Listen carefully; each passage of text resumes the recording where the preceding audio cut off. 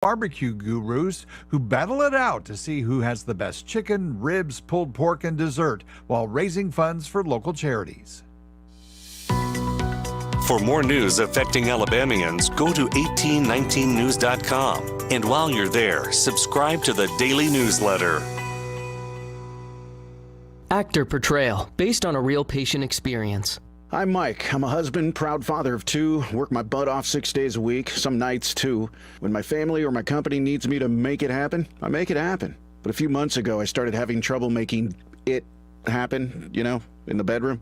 I tried some pills online, but they didn't work. Honestly, I thought about throwing in the towel on my sex life, but I'm not that old. I still want to enjoy intimacy with my wife. Like that poet said, I don't want to just go gently into that good night. So I went to Montgomery Men's Health. Got some lab work done, was prescribed some meds, and wow, it made it happen. I can't say enough good about them. They took care of me, followed up, and made adjustments to make it happen even better.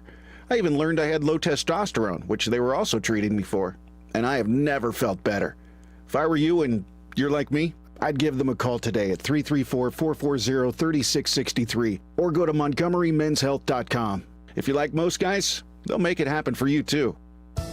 Enjoy an evening of wine on the water at the 13th Annual Riverwalk Wine Festival, Friday, October 13th, 6 p.m. to 9 p.m. at the Union Station Train Shed. This event includes a variety of wine tastings, food vendors, and live music by the Park Band and Funk Nation. Must be 21 or over to purchase a ticket. Tickets available online at mgmcityevents.com or montgomeryal.gov. Proceeds will go to Second Chance Foundation, sponsored by Publix, Vintage Year, and the City of Montgomery Department of Cultural Affairs.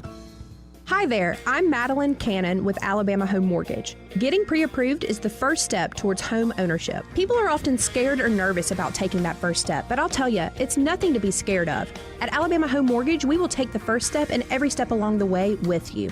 Call us at 567-4223. We will gather the information needed to tell you exactly what you qualify for. After a call to Alabama Home Mortgage, you will know what price point to shop for, what down payment is required, if any, and what your monthly mortgage payment will look like. We take all the guessing out of it. Then, when you find the house you want to make your home, you are ready to make an offer. Along with your offer, you will submit your Alabama Home Mortgage pre-approval letter. This shows sellers that you've already taken the steps necessary to ensure that you qualify to purchase their home. Wait no longer. It's time to take that first step together. Call me at 567-4223 or start the process online at myalabamahomemortgage.com. That's Alabama Home Mortgage because, folks, there is a difference in mortgage companies. NMLS 1586-36-8, Equal Housing Lender. The views and opinions of the following program are solely those of the host and other contributors. These do not necessarily represent those of Liberty Acquisitions 825, Blue Water Broadcasting, its management, staff, or any advertisers.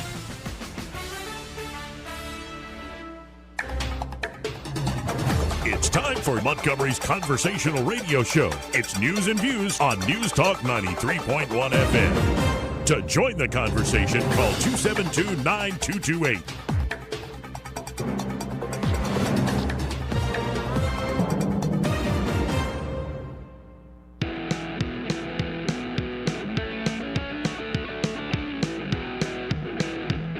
You never want a serious crisis to go to waste. And what I mean by that is an opportunity to do things that you think you could not do before. What the hell are we doing here? We are behaving the way a superpower ought to behave. Well, our behavior has produced some crappy results. Fat broads and... Shut up, silly woman! After damning politicians uphill and down dale for many years as rogues, vagabonds, frauds, and scoundrels, I sometimes suspected, like everyone else, I often expect too much of them. I got hairy legs. How dare you? If we lose freedom here, there's no place to escape to. This is the last stand on earth. We hold these truths to be self-evident. All men and women created by you know the thing. I said, what in the world is this? I like to do it at night when people aren't around. This is how you conduct yourself in a democracy? Joey Clark. Welcome into News and Views in the afternoon. I'm your host, Joey Clark. We've got the entire team assembled here today. It's great to see these gentlemen. How y'all doing today? Oh, sorry, I forgot to turn your microphones There we go. That's how we're going to start the day. Hello, Eddie. Hello, Sky. How y'all doing? World still spinning. Yeah, well, we're making things work here. But let's now, without further ado, go to Well, he's a colleague. I like to consider him a friend, too. We got Jeff Poor, of course, the host of the Jeff Poor Show, our 106.5 FM in the Mobile area, and also the editor-in-chief at 1819 News. How you doing this afternoon, Jeff? Doing well, Joey. Thanks for having me on. Yeah, good to have you on the program. So, kind of what you asked me this morning on your show. What is your reaction to all of this news we're seeing coming out of the Holy Land over the weekend? I mean, initially, I'm up in my mid to late 40s here, and we see these dust-ups from time to time. That things just spill over, and the Israelis go and occupy either Lebanon or the West Bank or the Gaza Strip, and then things sort of settle down for a while, and we do it again in a few years. But this one feels really, really different. And I mean, obviously, and I don't know, I know these are pretty ruthless, gruesome people in Hamas that acted out here, and I think there's two things going on here. I mean, we never really had one of these situations where everybody's holding the camera phone up, right? And you're getting that firsthand account of the atrocities. And because I think that they've gone on in the past, we've just never seen them like this. And then the other thing, it's just, that the reaction just seems so much different. And now we've had 24/7 news cycle for a while, but I think when you know that it's really serious, it's just the amount of attention that CNN, MSNBC, other left-leaning places are devoting to this. Well, and it's like you can see, I think the new thing is you can see this propaganda war in real time being fashioned on Twitter. I guess we already saw it with what was happening between Ukraine and Russia, but this particular conflict, I shouldn't be, but I'm slightly amazed at how much it inflames the passions here on our shores. And I'm not just talking about, Dearborn, Michigan. I mean, all over cities of this great country of ours, you're seeing protest, counter-protest. What is it about this conflict that just, it also seems to be driving everybody crazy. I'm seeing the Rashida Tlaib running away from a reporter clip right now on the TV. Well, how about, the left's got a real problem here, Joey, that there is a very pro-Palestinian, very anti-Israel, and maybe it's anti-Semitism, or let's say at best it's just they see the Israelis as occupiers of Palestinian territory, and they created an apartheid state, so they're not going to side with whatever they deem the reason that they would have sympathies for these what's going on, I guess, over there. But the problem is that's not the mainstream of America. In fact, I mean, it's the furthest thing from the mainstream, and it's kind of curious to watch Democrats try to hide that left flank that exists, and they're going to have to answer for it. Yeah, and it's one thing to be kind of a bleeding heart humanitarian. You don't want to see anybody innocent, any civilians killed. But there's a certain tone where people start to cross the line, where you're like, are you naive to not just what Hamas did over the weekend, but what they're all about in their charter? Are you naive to what a lot of these nations in that part of the world are saying about Israel? It doesn't sound like, we just want to find a good peace deal with land swaps, maybe some economic cooperation. It's like, no, drive them to the sea. That kind of sounds like genocide to me. Yeah, I agree. And when you say that, I mean, the choice of words, especially, like I said, well, this is like the first time in a long time, or the first time I'd say ever we've seen these camera phones and all of these different elements really show up in a city like this, and these things go viral. Now, look, it's a double-edged sword. While it's going to win a lot of sympathy in the West, you got to think, did they do this as a propaganda play? And we talked, you and I on my show earlier talked about culture and trying to impose our moral and our values on another sort of just very, very alien Eastern culture that doesn't always necessarily align with what we think, the way we think here. And that's the thing. Are there people around the world, in the world's largest religion, most populated countries, like cheering this on? And that is that can be problematic because it can inspire more of this. Now, I know, bringing this back kind of Alabama and our response here, I first want to start with some of the less controversial ones because we'll get to Tuberville in a second and everything surrounding him. But I believe today you got to talk to Senator Katie Britt, also the Attorney General of this great state. What is kind of the response you're seeing from Alabama's delegation around all this? There's the first was, I guess, there were people trapped over in Israel from Alabama, and Katie Britt and our congressional delegation trying to get them out. And she's telling me, I guess, on Monday when they were calling to try to get in touch with the embassy and figure out what they needed to do, they got a recording saying that everything was closed, and they didn't say Columbus Day; they just said closed for a federal holiday. Wow. But it showed this sort of ineptitude, the failures of government all around, the things of that nature. And then I think like she's got a point there that this shouldn't be something that they needed to be. They needed to be at the ready, and they were clearly not. And then the other thing is just like, what are we domestically going to learn? What lesson can we learn from this?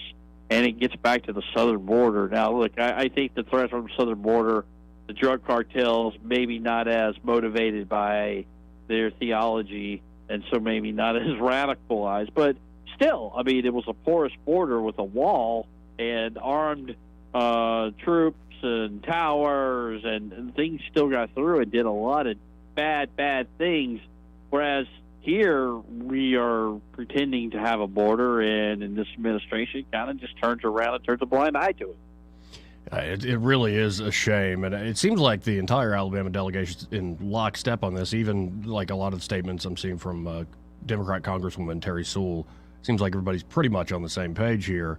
That said, the one exception. Okay, go ahead. I was going to say the one exception, Joey, was that is that Terry Sewell's. She seems to not really. The rest of the delegation's all really worried about Iran and this $6 billion, and that's the lone difference. And she has not said, "Hey, Joe Biden, maybe we rescind or renege on this deal that we made with the Iranians." Oh yeah, seeing Tony Blinken on Meet the Press saying, well, yeah, Iran has a long history of funding terrorism, sadly, but this money's just meant for humanitarian aid. It's like, Tony, I would hope you're smart enough to know why that's a problem, but I guess not. The whole idea of we just pay everybody and then they'll do our bidding, it doesn't seem to be working out too well. No, we can't buy off. I mean, people are just have a real belief in what their religious leaders and their even their national leaders tell them to do. And I don't these ayatollahs or whatever in Iran, the mullahs, will get rich, have a good life, but you don't really the population there is not going to be really shifted on this. I still think you have a lot of radicalism within that country.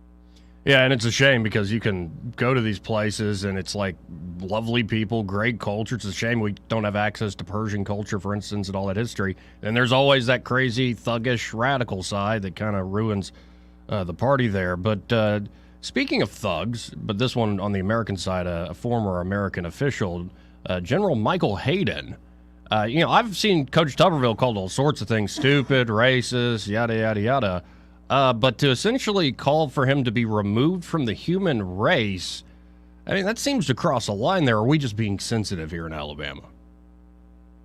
Was he drunk tweeting or something? I mean, doesn't that seem to be a little over the top about a U.S. senator?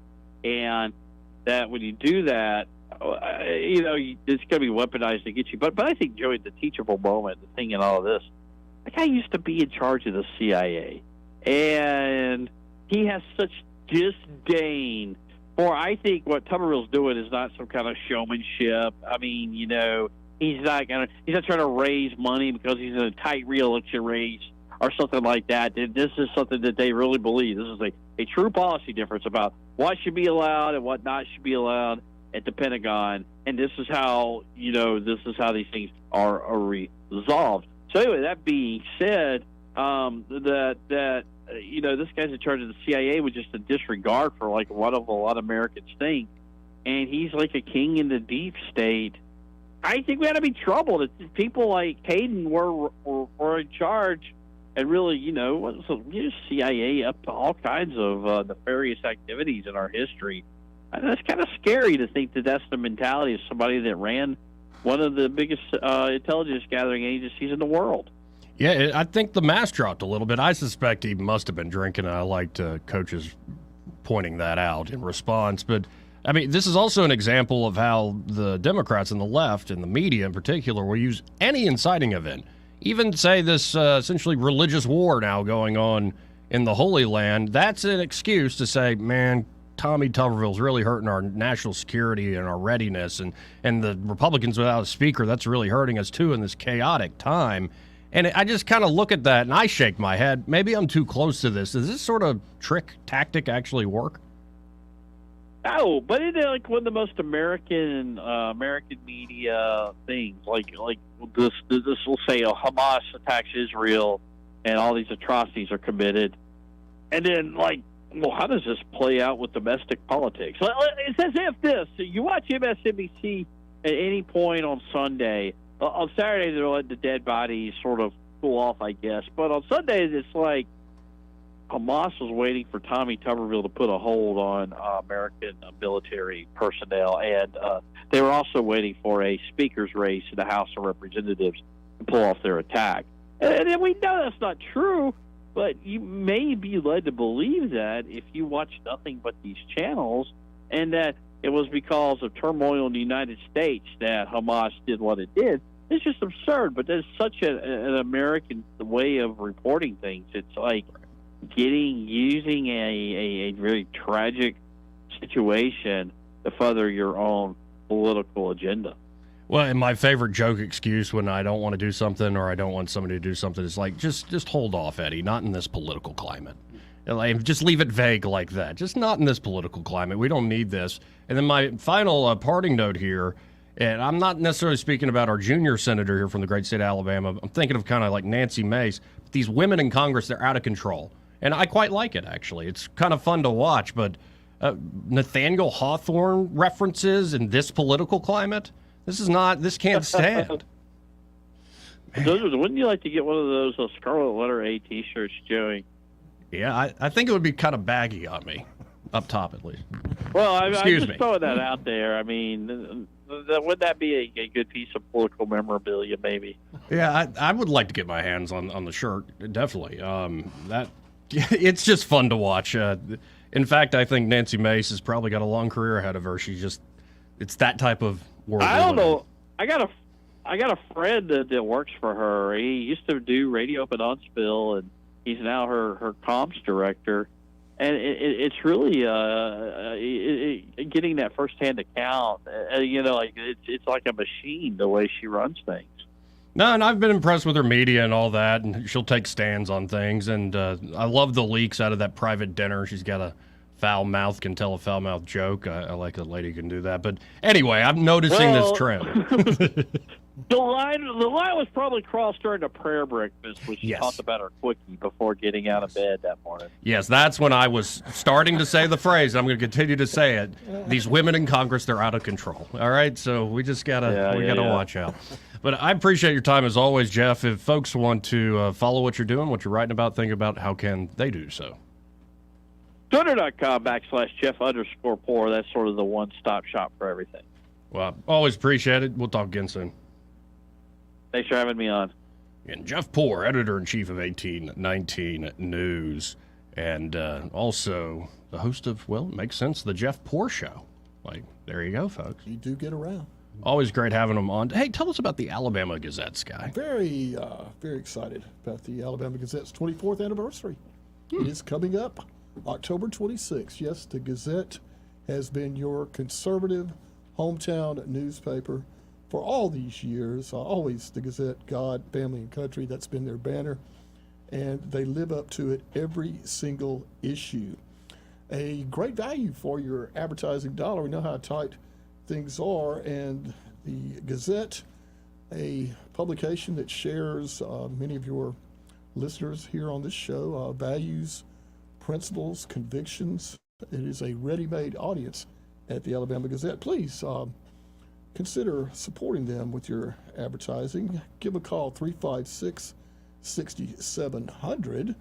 And I want to tell you a little bit more about the big celebration coming up October 26th. The Gazette's beautiful offices located in downtown Montgomery. That's going to be 11 a.m. to 1 p.m. on October 26th. The public is invited and encouraged to attend. There'll be some surprises. There'll be music. There'll be some food as well. So please come on down and join us at the Alabama Gazette October 26th. We'll be telling you more about it as the date approaches. And meanwhile, please consider advertising with the Gazette. 356-6700. That's the number. Now, let's go to funds before this break and talk to Lori. She wants to bring to y'all's attention a big Eagle Forum event coming up. Lori, great to hear from you. How you doing today? I'm doing great, Joey. Thanks for having me. I was. Go ahead, sorry. No, I just wanted to let everybody know we're going to have an evening with Brian Dawson in Prattville, and it's Thursday night at 6:30, and it is at the Prattville Primitive Baptist Church. Tomorrow night? I'm sorry? When is this? Tomorrow night? Tomorrow night. Okay. Sky was just double checking, so just give it to us again. I'm going to write it down. Okay. Tomorrow night, evening. I got distracted when you said evening with Brian Dawson. Right, we all do. Of all folks to have an evening with, that's a good guy right there. Yeah, he is. He's going to talk about his story and about 1819 News, and it's just such a great story. Oh, yeah. So it's at 370 East Main Street in Prattville Primitive Baptist Church at 6:30. 6:30. Okay. Mm-hmm. Tomorrow night, folks, y'all be there. We've had Brian tell the story on the show before, but it's always worth hearing again. It's a truly remarkable story of redemption and all sorts of weird, say blessed or serendipitous. There are all sorts of twists and turns to it that are quite amazing. So hope folks check that out. Yeah, and to hear it in person and ask questions is just a real treat. So, well, go ahead. Well, I was going to say, I appreciate you calling in and letting everybody know. I hope people take advantage of it tomorrow night. Okay. Thank you, Jerry. Thank you, Lori. Thank you, Lori.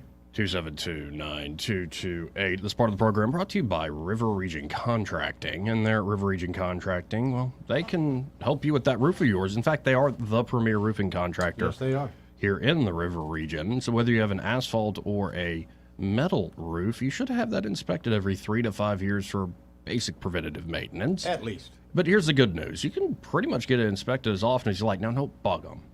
Come on.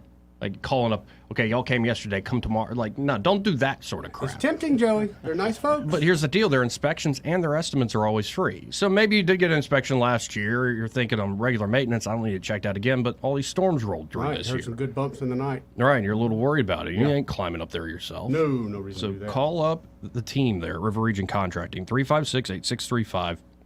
That's 356-8635. Again, that inspection and estimate are always free, and they're also insurance specialists. So if they do find a problem your insurance company may pay for, they can walk you through that claims process, make it a swift and easy experience. That isn't often the case when it comes to insurance claims. Correct. That's why you got to work with these great folks there at River Region Contracting, the premier roofing contractor here in the Montgomery and surrounding areas. Again, that number, 356-8635, and be sure to tell Todd Clark and the team there that Joey and Eddie and Sky from News and Views in the afternoon sent you.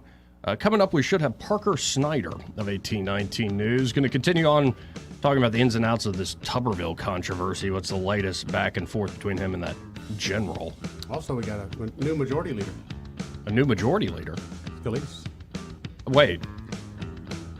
GOP picks Scalise as House Speaker nominee. Nominee, I'm sorry. Oh, no, that's quick. Yes. Well, what do you think accelerated this? That's I think there's some things going on in the world that accelerated this. Well, it might have been. Well, just in this political climate, we can't have this. It's chaos. We'll be right back.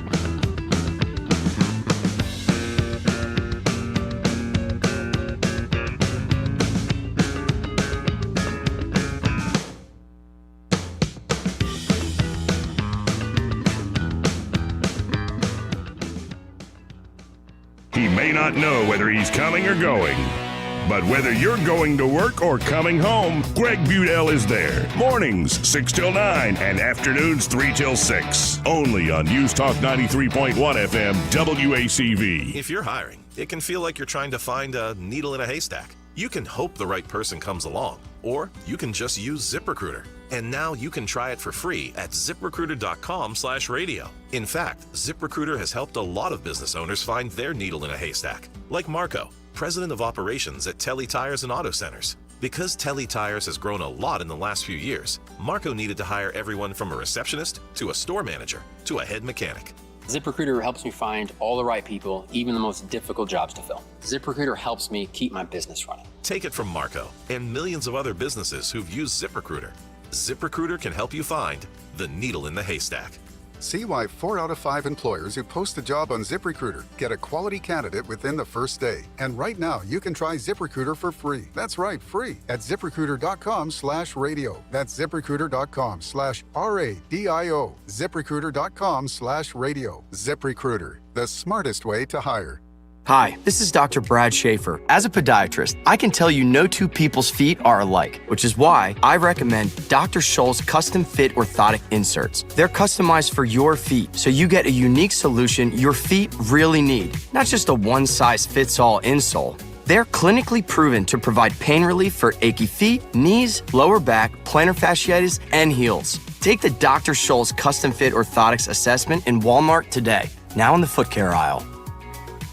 Liberty Mutual presents How to Be the Life of the Party. Okay, first turn the music off. Then ask for everyone's attention. Now, tell them that you customized your home insurance with Liberty Mutual and saved hundreds. Boom! Now everyone knows you're not just a pretty face. You have some brains inside that face that know how to save hundreds on home insurance. Woo! Only pay for what you need at LibertyMutual.com. Based on recent survey of new customers who switched and saved. Underwritten by Liberty Mutual Insurance Company and Affiliates. Excludes Massachusetts. Liberty, liberty, liberty, liberty. For too long, Alabama's statewide news companies have shamed us for our conservative Christian values. Alabama deserves a news company that cherishes our culture, a company that isn't bought and paid for by the powers that be. 1819 News is that company. Run by Alabamians for Alabamians, 1819 News celebrates what is good and beautiful about our state, while exposing those who work against our values in secret. Just go to 1819news.com to learn more. Subscribe to our newsletter. That's 1819news.com. Hi, this is Bo Goodson from the Goodson Group with your fall market report on real estate in the River Region. From January through September of 2023, close to 3,600 homes have sold and closed in our area through area realtors. Our average sales price is approximately $250,000, which makes us one of the most affordable areas in the state to buy a house. So far this year, sellers that listed with an area realtor were blessed with a sales price that was 98% of the listed price or possibly above listed price. Because we have had a severe shortage of houses on the market, the buyers have had to look a little longer to find a home that satisfied their needs. Even with higher rates, local mortgage lenders have found ways for buyers to buy down rates on their mortgages and making the transition from tenants to home ownership possible. For all the details, call Bo Goodson from the Goodson Group at 221-2883 or 551-0225. The Rich Thomas Weather Network is brought to you by Earnest Financial. If you're tired of losing your money in the stock market, call David Earnest, 334-279-7431. Earnest Financial, LLC. Rich Thomas Weather. Well, hi, everybody. We've got some weather changes ahead as a Gulf low pressure area approaches. Not as warm today with a high around 75. Cloudy skies, showers developing this afternoon, then periods of rain tonight. Becoming windy tonight with east winds gusting as high as 30 miles per hour. The low temperature down to about 58. Tomorrow, mostly cloudy, breezy, but I've taken rain out of the forecast for the daytime hours tomorrow, high 72. Then the risk of some scattered showers Thursday night and Friday as a cold front approaches the state. Mostly sunny on Saturday. Saturday's high around 81. Much cooler by Saturday night into Sunday. From the Blue Water Weather Center, this is Rich Thomas. CB&S Bank has a long history of stability and a legacy of serving our community's needs for generations since we began in 1906. At CB&S Bank, we're here for you. All loans subject to credit approval, member FDIC and equal housing lender. The premier place the River Region turns to for news, weather, traffic, and opinion. News Talk 93.1 FM WACV.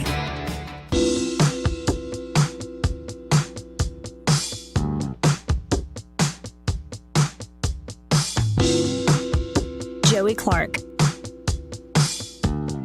Welcome back.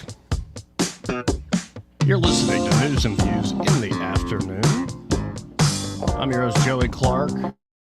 Eddie Bader in the house, so is Sky Mosley. And Sally says, I would love to hear y'all's take on the Tucker interview with Ramaswamy. Well, we did that a little bit yesterday. Yeah, I meant to catch it last night, but I ended up working late at the other house. Yeah, we'll get to that before too long here, Sally. You like this groove right Nice, here? man. I You like that this one? bass. Yeah, that was fun. That's like that? Yeah, and then 70s. a little electric guitar. Crawdad called it stripper music the other day. Oh. Which, you I know, knew it sounded familiar. it's kind of accurate. No, actually, go to a strip club in Atlanta. I don't think they're playing Not vamp stuff anymore, like that but- anymore. This ain't the 80s. No, it's the one over here right off the Atlanta Highway that plays. I don't this know what song. you're talking about. Oh. Never heard of it. Don't know what you're See talking you guys here about. this afternoon. Now, if we sound drunk, we're not. They have a I'm buffet? heavily medicated because I'm still fighting a pernicious cold. What do y'all just get He out knows of the you? place. He knows the place. I'm tired of you damn hippies bringing the show into places that are just inappropriate. All right. Because Sorry, Joe. we're not drunk. I'm a little heavily medicated. But one guy who may have been drinking, at least Coach Tuberville thinks, is General Michael Hayden. To talk about this and a few other topics, we got Parker Snyder of 1819 News. Hey, Parker, how you doing this afternoon? Hey, Joey. Thanks for having me. You see what I got to deal with every day? I was trying to clear the decks. I didn't want to go right from that music to, you You're the find, one that sir. came on with the stripper music. What? You started it.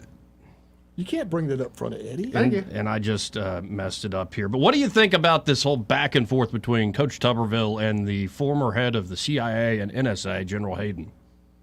Yeah, I mean it's all a Twitter exchange. I mean, at least the main problem was on Twitter where he said this former CIA head said Tuberville needed to be perhaps eliminated from the human race, and he was retweeting or quoting another tweet, and so people are. This isn't really like an assassination call. No, it's not really. I mean, but there's also the angle of like, well, I mean, you are a former CIA head. You've got to be very careful what you say in public and on Twitter or on X because what you say matters. And so he, if I were to have said something like this, I would assume I would not be getting prosecuted because it's obviously like Twitter and people are crazy on Twitter. But he's the old CIA head, so the standard is probably a little bit different with him. But Tuberville is now saying that he needs to be prosecuted, and we'll see if that happens. He's been they've talked to the Capitol Police about this, which I don't think this is like a real. He's not actually planning on killing him, but it is something he said, and so you got to deal with the consequences. Yeah, and one thing that's great about Twitter is all these folks that normally, well, wow, he's a general. He ran the CIA. He must be a smart, important person. And it's like, no, they get drunk and tweet too and get angry too. It kind of brings everybody down to the same level, even if it is the gutter. Right. Yeah, and I agree. I guess my question, what y'all think, is like, I think Tuberville, he's got a pretty strong statement. He's saying, this is disgusting and repugnant to everything we believe as Americans. And so I don't know. I'm interested in what y'all think too about his, response to something that's been put on Twitter. I don't think they like being challenged. And I think they take their honorifics at the top level a little too seriously. Pardon me. They're all acting commanders right now. Like, you're going to get your advance. Stop trying to pay for abortions unilaterally without addressing the people's body. And I think there are a lot of those folks who are not used to getting that sort of pushback, in particular the heads of intelligence agencies. Right. So I think it dropped the mask. Even if he was drunk or angry or whatever, I think there is a lot of disdain within elite circles for everyday Americans, including elected members of Congress, like, oh, they talk a big game, but they don't know anything. They're not on that wall. You need me on that wall. You want me on that wall. Of course I ordered the code red. I think Hayden would definitely order a code red, just for fun. Yeah, I don't disagree. Yeah, I think I think this is just a lesson on like maybe people are watching on Twitter, especially if you're an important person. Anything can be a story. And I mean, I've made comments that probably not anything like this, but things that I'm like, I need to delete this pretty quickly. That's probably not something I need to say publicly. But if you're in charge, if you're an important person, you have a higher standard. Oh, I've gotten a little tipsy and got on Twitter, and I've said, so I didn't even delete it. I'm just let it ride. Let it all hang out. And it's like, you said a bad word. It's like, okay, grow up, Grandma. Peter Pan. You should tag those as your drunk tweets. Just put that little disclaimer so we can look back on them later. Yeah, there you go. Now, speaking of Twitter, another guy got a little bit in trouble on Twitter. I'm kind of sad. It's sad. It's Mayor Randall Woodfin, where he initially posted, I stand with Israel, in a big flag, Israeli flag. And then all of a sudden he deletes it, and there's been no explanation of this? Yeah, exactly. So he tweeted on Saturday that, stand with Israel and then flag of Israel. And this is when they were, being attacked and at first. And he deleted it after not too long because his comments and, the replies were from, people who follow him, Democrats and people like them who are not supportive of that. And it's interesting because I think one dynamic with this whole Israel thing is that the liberals who are not in the non-establishment liberals, a lot of them really do not like Israel. But once you're in office, once you're a governor or the president, like President Biden, you become very pro-Israel. And I wonder, I have some thoughts on what that dynamic is about. But he Randall Woodfin is right in thinking that his Democratic compatriots would agree with him, but when you go to the regular everyday people who are on the left, that's not quite always as consistent. Well, because I found the one post that's still up there where he was kind of thinking back on his year. It was a New Year's Eve post where he talked about being baptized in the Sea of Galilee, and that wasn't his plan. He didn't go to Israel to do that. It just it was a very moving spiritual moment for him. And I'm like, if that's was your experience, and it seems like he actually does have a heart and wants to stand for Israel, why back away? This to me doesn't look good to anybody now. You should stand by what you actually believe in. Well, he's got his aim on higher ambitions. And, if you don't have, he was supported by Bernie Sanders, and I think Sanders may be one of the few people who is probably a little bit less excited about Israel in the Democratic caucus. He's not even really a Democrat. And so I think that's a dynamic that he's in on the socialist, populist liberal, and the populist liberal is not pro-Israel really anymore. That's for certain. And now coming back to Montgomery here, the River region, the Montgomery City Council just approved a quote-unquote neutrality flag policy. What's a neutrality flag policy? Yeah, so we talked about this maybe a month ago in September when the councilman Lyons was trying to make September American Christian Heritage Month, and that was kind of pushed off by the council multiple times. And so again, now it's October, and he's like, well, y'all don't do this. So what he's doing now, and what they passed, is that the flags they're not going to be flying gay flags anymore. They're not going to be flying BLM flags anymore. They're just going to be flying City of Montgomery flags and U.S. flags, which he is arguing, and I think the Supreme Court would agree with him, that once you open up more flags, like movement flags, whatever, you have to allow anyone who has a movement. So at some point, hypothetically, a Nazi could be like, "Hey, I want my flag," and you'd have a hard time in the courts and the legal system saying no to that. Well, my plan was I was going to try to introduce neutrality.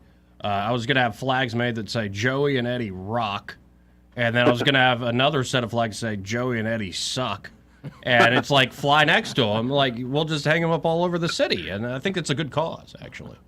I think that's good. You could have the LGBTQ flag right next to the Christian flag. You just kind of daze everybody with confusion. Right. And then you'll have another flag that goes, "Who the hell is Joey and Eddie?"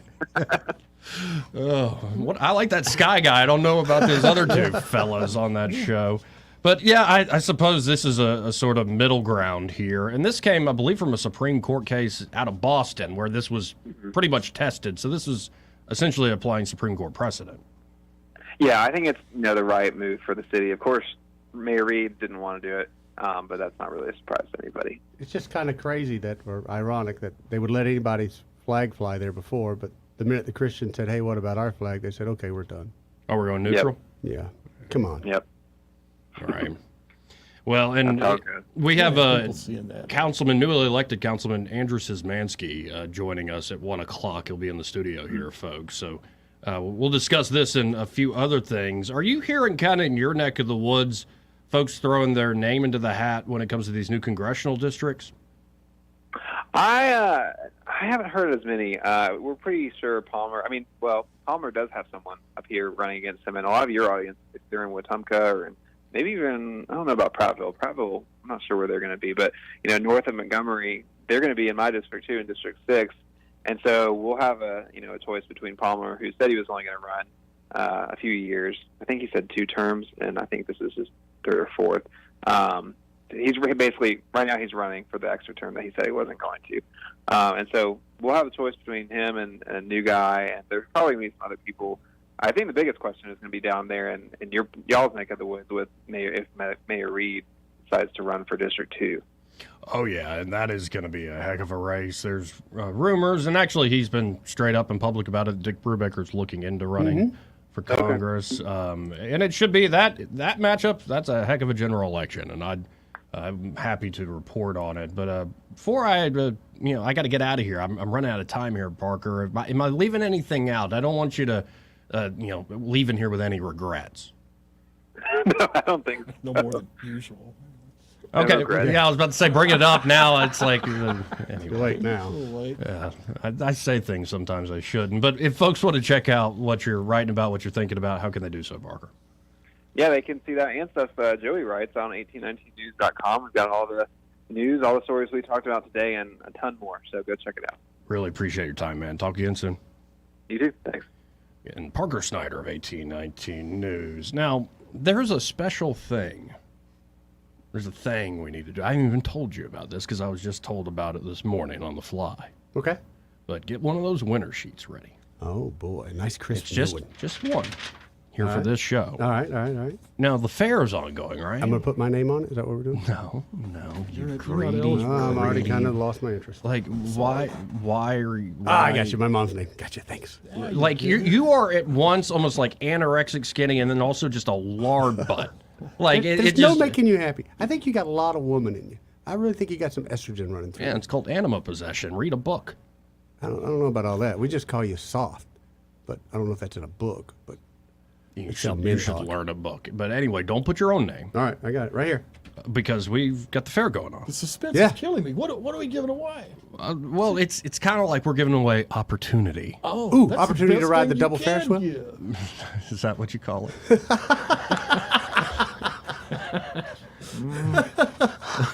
Okay. I'm starting to feel better, even though I still feel like crap. But no, it's opportunity. But it's going to be at the fair tomorrow night. Tomorrow night. And so here's the deal.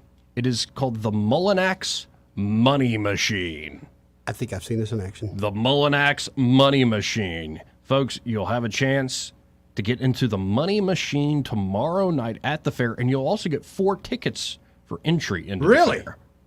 So all we need to do now, if you're interested in a chance to play the Mullinax Money Machine... What call are we taking?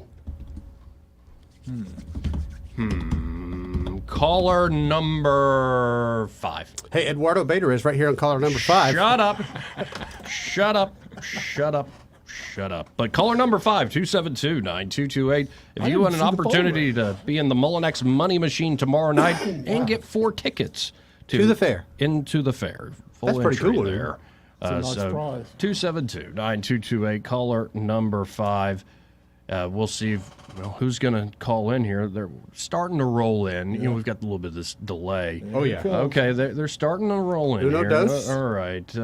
Trace. Caller 1, so sorry. Caller Quattro. 2, oh no. Caller 3, ooh. So close. Caller number 4. Oh, you were so close, but caller number 5, who's this? Gene? Gene? Gene? Hey, Gene. Hey, Gene. Hey, how y'all? All right, how are you doing, buddy? You happy to get this opportunity to jump into the Mullinax Money Machine tomorrow night? Of course. All right. Well, I'm going to put you on hold, Gene, and Eddie's going to get your information. Thank you, sir. Thank you, Thank Gene. you. See, it pays to listen. How about folks. that? It really does pay to listen. And doing all sorts of fun promotions at the fair. I believe I will be there. Eddie will be there. I don't know about, we haven't checked it together. I'll be there at noon to 2 on Saturday. And I know I will be there from 6 to 9 on Sunday. Okay. And I may be able to work it out. I can join you two and keep some sense of order. I like it. And I like it. so, Well, here's the deal. Let's hit this break, play the swanky music again. yeah. And we have more coming up. But again, Andrew Szymanski, newly elected member of the city council, will be joining us after 1 o'clock. Y'all stay tuned. More news and views in the afternoon. Well, after this quick break.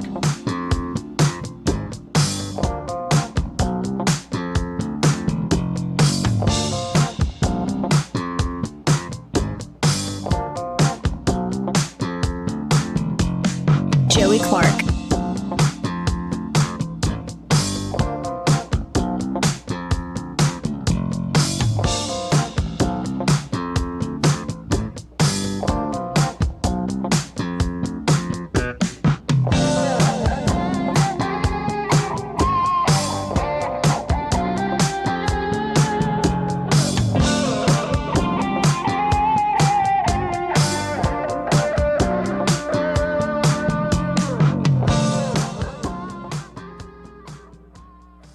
Want to carry News Talk in your pocket?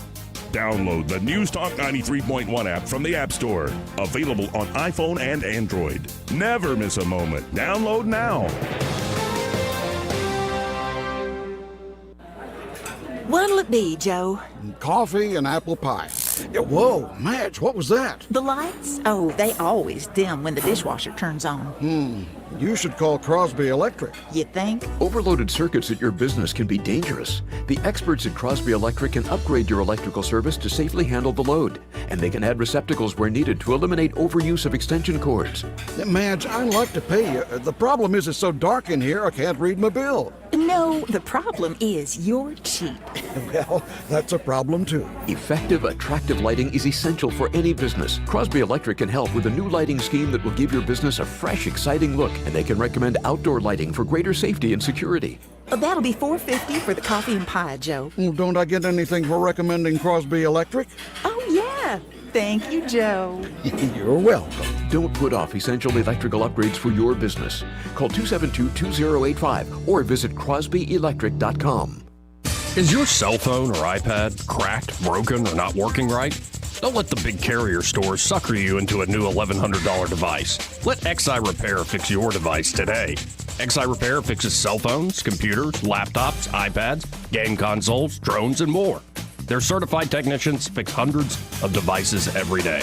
When your device needs care, call XI Repair, 334-777-1234, or Google XI Repair.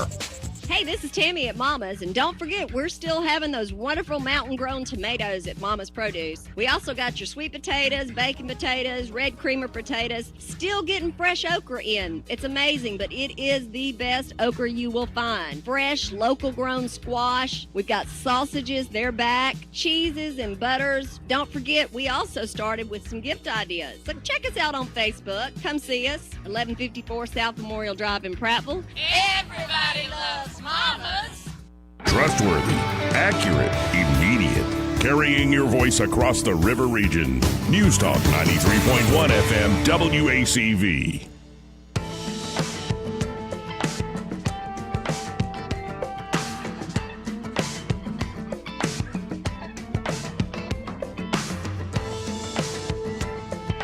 Joey Clark. Welcome back. News and views in the afternoon. I'm having fun. Yeah, you gotta make it. You know, there's some satisfaction in just trooping right through it. No, and I really do have some acoustic stuff that I'm trying to make sound nothing Awesome. like the other stuff I'm doing, just to have fun, test it out. It's a new sound. Yeah, I like it. Just playing I around. like that bass, though. Oh, thanks, man. I like playing slap into bass and do enjoy it. Now, we don't have a lot of time in the segment, but I think this is the right time to, really showcase what I was bringing up with Jeff Poore. Now, y'all know that at least, I don't know if y'all want to join me in this. Y'all are both married. But I maintain that these women in Congress, these women, they're out of control. Okay. They're completely Describe some of this out of control behavior. Well, how about what we mentioned, Nancy Mace at the National Prayer Breakfast? You remember this. I played this for you. Where she started talking about, oh, no, honey, we can't do a quickie. Right, but the National Prayer Breakfast. But then, of course, she says that at the National Prayer Breakfast. My boyfriend was trying to have sex with me. Yeah. And it's like, Congresswoman. Read the room, lady. Yeah. However, maybe they've seen what their male colleagues have been doing for years. At the and prayer it's been working. breakfast. So they're capitalizing on that. For instance, I've never heard Lindsey Graham go, we got to bomb Well, you're not gonna Iran, hear bomb that from Iran, and You're not gonna hear that from my Lindsey. lover this morning was really trying. I said, honey, We don't wanna hear I don't that from have Lindsey. any time this morning. We got to bomb Iran. Or at least we got to talk about it to scare them. All right, you're going to get mad, but what about Trump? What do you mean, what about Trump? He's been out of control in the past. What do It's you been mean, working what for him. A little about bit Trump? sexist. Actually, I went down the You're rabbit kitty hole kitty, of a montage, an hour-long montage of all the big moments in the 2016 cycle. Oh. And there's some stuff you forget how daggum funny it was, where Jeb Bush kept bringing up, well, and you wanted to legalize gambling in the state of Florida. Wrong. It just, okay, yeah, real tough guy, Jeb. Like, he eviscerated Jeb Bush. I love He that. eviscerated Jeb Bush. And then, like, the But back I'm glad and forth. he did, because I swear, Joey, I was really worried Jeb was going to be the man was, if Trump running didn't pretty step high in and just in the polls. grind him down to nothing, man. Well, no, and one little subtle part, we all know about you've called women pigs, fat slobs. Only Rosie Yeah, O'Donnell. only Rosie O'Donnell, right. Megyn Kelly regains her composure and says, no, Mr. Trump, you said this about a lot of women. And he's off camera, but you can hear his mic clearly. He goes, yeah, I'm sure they were. like it didn't faze him at all. And I think his response, he went on to say, this nation is too politically correct, and I don't think we need that. We got a lot of idiots running things. Yeah. But here is what I mean by these women are out of control. This is Nancy Mace yesterday. Now, Nancy Mace has been in hot water because she voted to oust McCarthy. Right. The breaking news is that it looks like the Republicans have picked Steve Scalise behind the scenes. They're still going to have to vote for him. I'm sorry. I on the didn't mean floor. to blow that out of the water, but you really thought that they're going to have a real deal vote for him, or is this? Hey, Oh no, this it is how was. we're I voting? thought it was. Is it going to be between Jordan or Scalise? And it sounds like they went with the guy who knows how to raise money. Right. And it's not the worst thing in the Surprise! world having a speaker from the South, from Louisiana, these sorts of things. We'll see. Plus, the guy can. But Nancy Mace was one of the folks who said, hey, I'm voting against Kevin McCarthy. She was a key vote to oust him. Yeah. And yet she went on with Matt Gaetz to Steve Bannon's program. And Bannon's like, didn't you vote to throw me in prison?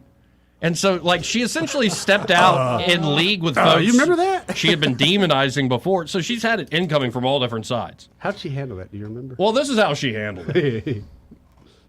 This is how she handled it. If you're not watching on the live stream, you won't get the full effect. But this is Nancy Mace, I believe, a representative from North Carolina. And let's just tune in. Joey Clark live on YouTube.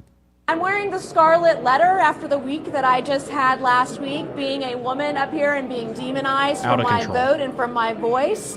I'm here to let the rest of the world know and the country know I'm on the side of the people. I'm not on the side of the establishment, and I'm going to do the right thing every single time, no matter the consequences, because I don't answer to anybody in D.C. I don't answer to anyone in Washington. I only answer to the people.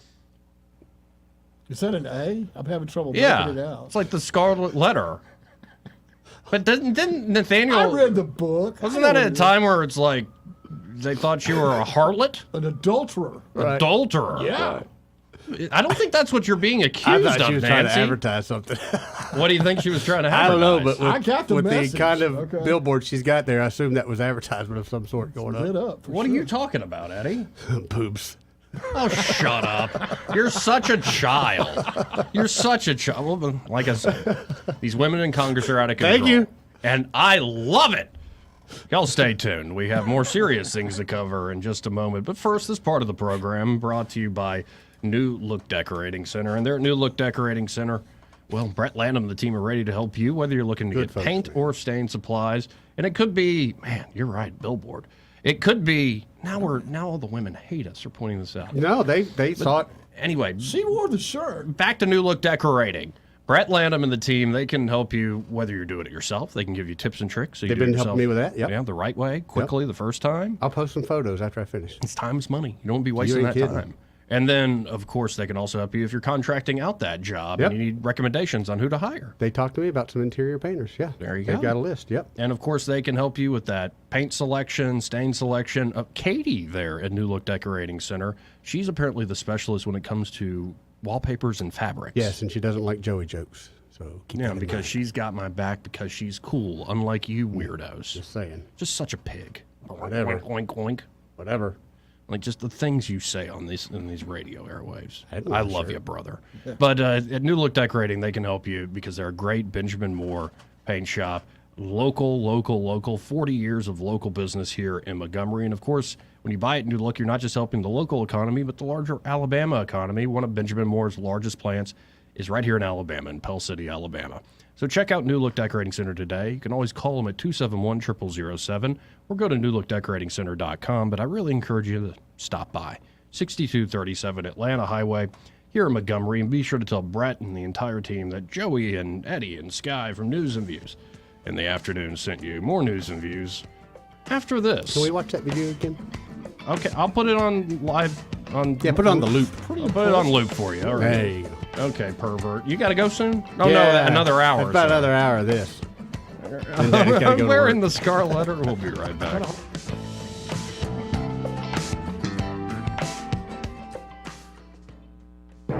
Broadcasting from the Riverside Chevrolet Master Control Center, this is WACV Cusana, News Talk 93.1 FM. When it's Chevy, it's Riverside. With SRN News, I'm John Scott. Republicans have nominated Representative Steve Scalise to be the next House Speaker after ousting Representative Kevin McCarthy from that post. Lawmakers said in private balloting at the Capitol, House Republicans pushed aside Representative Jim Jordan, the Judiciary Committee chairman, in favor of Scalise, the current majority leader. The Israeli bombardment continues even though Hamas militants are holding an estimated 150 people taken hostage from Israel, some of them Americans. Also, the State Department has announced that 22 Americans have been killed thus far in the war. On Wall Street, stocks have been mixed. The Dow is down 92 points, but the NASDAQ is ahead 6. This is SRN News. Donald Trump warned America. The U.S. dollar is under attack, and it's becoming less and less valuable by the day. Hyperinflation and speculation is killing your retirement. Don't leave your money sitting in cash. It's time you diversified and protected your future with physical precious metals. Call Advantage Gold at 800-900-8000 and get your free digital dollar survival kit and learn how you could get up to $1,000 in free silver today. Call Advantage Gold now at 800-900-8000 to get your free digital dollar survival kit. And you may qualify for $1,000 in free silver. Advantage Gold is the #1 rated gold and silver company in America. Your future is precious. Protect it today when you call Advantage Gold. Call 800-900-8000 now. Advantage Gold is not an investment advisor or a tax advisor. Check with your financial advisor before investing. That's 800-900-8000. Rich Thomas Weather, a service of Wiley Sanders Truck Lines, where dump truck drivers are in demand. Wiley Sanders is on the grow. We need dump truck drivers now. Call 855-77-9785. Rich Thomas Weather. Well, hi, everybody. We've got some weather changes ahead as a Gulf low pressure area approaches. Not as warm today with a high around 75. Cloudy skies. Showers developing this afternoon, then periods of rain tonight, becoming windy tonight with east winds gusting as high as 30 miles per hour. The low temperature down to about 58. Tomorrow, mostly cloudy, breezy, but I've taken rain out of the forecast for the daytime hours tomorrow, high 72. Then the risk of some scattered showers Thursday night and Friday as a cold front approaches the state. Mostly sunny on Saturday. Saturday's high around 81. Much cooler by Saturday night into Sunday. From the Blue Water Weather Center, this is Rich Thomas. For the lowest prices around on flooring and DIY flooring installation supplies, Budget Floors and More is your new best friend. Luxury vinyl plank, carpet, ceramic tile, floor installation supplies, and more with prices lower than the big box stores. Budget Floors and More, Hunter Lane across from Del Rey to Publix. From the Blue Water Broadcasting News Center, here's today's top stories. A suspect is wanted in connection to multiple burglaries at Montgomery Public School properties. The unknown male stole copper wiring, tools, and pressure washers from an MPS Marshall Street building last weekend. It's also a suspect in other burglaries at Lanier, Carver, and the MPS maintenance shop. Alabama is one of 23 states affected by Family Dollar Store's recall of a long list of over-the-counter drugs, medical devices, and other personal health products. The items were stored outside of labeled temperature requirements and sold at certain Family Dollar stores between June and October of this year. Former State Representative David Cole pled guilty Tuesday to a voter fraud charge that he rented a closet-sized space to fraudulently run for office in a district where he did not live. A judge sentenced Cole to serve 60 days at the Madison County Jail, where his cell will be larger than his fake address. From the Blue Water Broadcasting News Center, I'm Sky Mosley. This hour of news and views is brought to you by our good friends at Alabama Home Mortgage. Alabama Home Mortgage, 567-4223. Visit them on the web at myalabamahomemortgage.com. NMLS number 1586368. An equal housing lender. It's the 70th Alabama National Fair now through October 15th. Thursday, come out dressed in your grooviest attire from your favorite decade for Throwback Thursday. Steel Cousin will be on stage, and if you bring a donation item for the Humane Shelter, you get in for $7. Saturday night, welcome our hometown finalists from The Voice. Riley Wilson and Jerome Godwin will be on the fair stage at 7 p.m. 17 and under must be accompanied by an adult 21 or over. It's the best 10 days of fall. The Alabama National Fair. Sponsored by the Kiwanis Club of Montgomery, Hyundai Motor Manufacturing Alabama, and Coca-Cola. Actor Portrayal, based on a real patient experience. I'm Mike. I'm a husband, proud father of two, work my butt off 6 days a week, some nights too. When my family or my company needs me to make it happen, I make it happen. But a few months ago, I started having trouble making it happen, in the bedroom. I tried some pills online, but they didn't work. Honestly, I thought about throwing in the towel on my sex life, but I'm not that old. I still want to enjoy intimacy with my wife. Like that poet said, I don't want to just go gently into that good night. So I went to Montgomery Men's Health. Got some lab work done, was prescribed some meds, and wow, it made it happen. I can't say enough good about them. They took care of me, followed up, and made adjustments to make it happen even better. I even learned I had low testosterone, which they were also treating me for. And I have never felt better. If I were you and you're like me, I'd give them a call today at 334-440-3663 or go to montgomerymenshealth.com. If you like most guys, they'll make it happen for you too. The views and opinions of the following program are solely those of the host and other contributors. These do not necessarily represent those of Liberty Acquisitions 825, Blue Water Broadcasting, its management, staff, or any advertisers.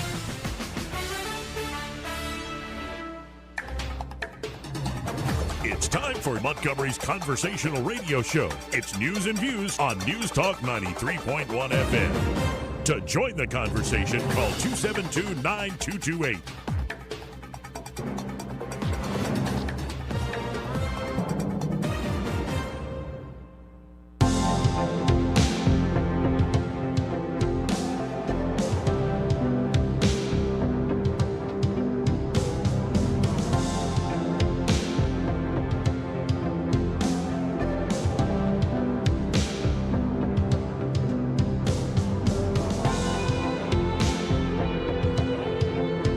Joey Clark. Welcome back to News and Views in the afternoon. Sky Mosley had to go, but we've got another man in his position. In fact, just elected to the city council here in Montgomery. Andrew Szymanski is on the program. How you doing today, Andrew? I am doing very well, Joey. Happy to be here. Excited to be back after a little bit of time, and just appreciative of the conversation we had leading up to the election, and then hopefully getting to continue this for the months to come. Of course, and yeah, we've got a kind of a regular schedule set up here, folks, and I don't know if I ever gave you a proper congratulations, but congratulations on the win. And Well, thank you very much. Thank you very much. And so, what's it kind of like if, for folks who want to see inside, Sure. little inside baseball, you get elected, what's the process now? That's a good question. So you get elected, and one of the things that was really nice is I've had the other council people reach out and kind of congratulate, and had opportunities to sit down and chat with some of them. I had a really awesome meeting with Brenda Blaylock, who's our city clerk, who's an absolute asset to this city and is a wealth of knowledge. And she kind of sat me through, kind of some of the procedural stuff that we learn about 618, which is the act that was passed that actually started the city council here in Montgomery, I believe back in 1977-ish time.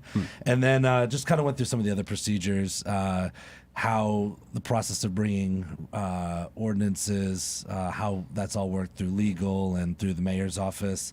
And, just kind of talking to a lot of people. It's been good because I've been able to catch up with a lot of people that I wasn't able to connect with during the campaign time. And right now, I've just been pretty much taking every call I can and going to places and meeting with folks. And it starts on the 14th of November, but it's really already started. Okay, so you're already doing the job. It's just officially, the 14th is when you'll be officially sworn in. Exactly, yeah. Really just, again, connecting with people and wanting to make sure that people understand my availabilities and just hearing, because, campaigns are kind of an echo chamber. Right. And you focus in on a lot of the big issues that matter to people. And then when you get there, you find all these wonderful citizens doing all sorts of things that didn't really get the time to connect with you, or didn't have an issue that was as big as something as you'd want to have a district-wide campaign topic. And there's some great people and great organizations doing good work here. It just kind of, if we could pick a name out of the hat, not to put anybody on the spot, but is there some example of kind of what you're talking about here? Like maybe it's not a district-wide thing, but you're like, man, that's a really good idea. Yeah. I actually met with Reverend Wagstaff yesterday, who's got a group that's doing house rehabilitation over on Edgar Nixon Road, Edie Nixon Road. Mm-hmm. And they're going house by house, getting community block grants to do rehabilitation. It's a tough process because it's got all sorts of federal bureaucratic red tape all over it, but they are doing the hard work, and it's an unpaid staff volunteer board of directors. And he just wanted to meet me and tell me about an upcoming fundraising event that they had and the work that's being done, which is right there in the district. And it's literally, they've just made it through like 4 or 5 houses. These are just people that are doing small things to clean up a specific area. But that's great in a community like that, man. That really makes a huge difference. It is, and had a great opportunity to meet the staff over at First United Methodist, which is one of the largest churches and kind of one of the kind of anchor tenants of Cloverdale, one of the more recognizable places. So I had a wonderful time talking to Jay Cooper and his staff. So a lot of that's kind of the thing where I'm trying to come to people and say, look, I don't know everything. I know we made some big claims on the campaign trail. Now I got to back them up with well-informed decisions, and I need to get to know people. So it's good. Well, and in terms of, I know economic development and kind of working on things was one of the big planks.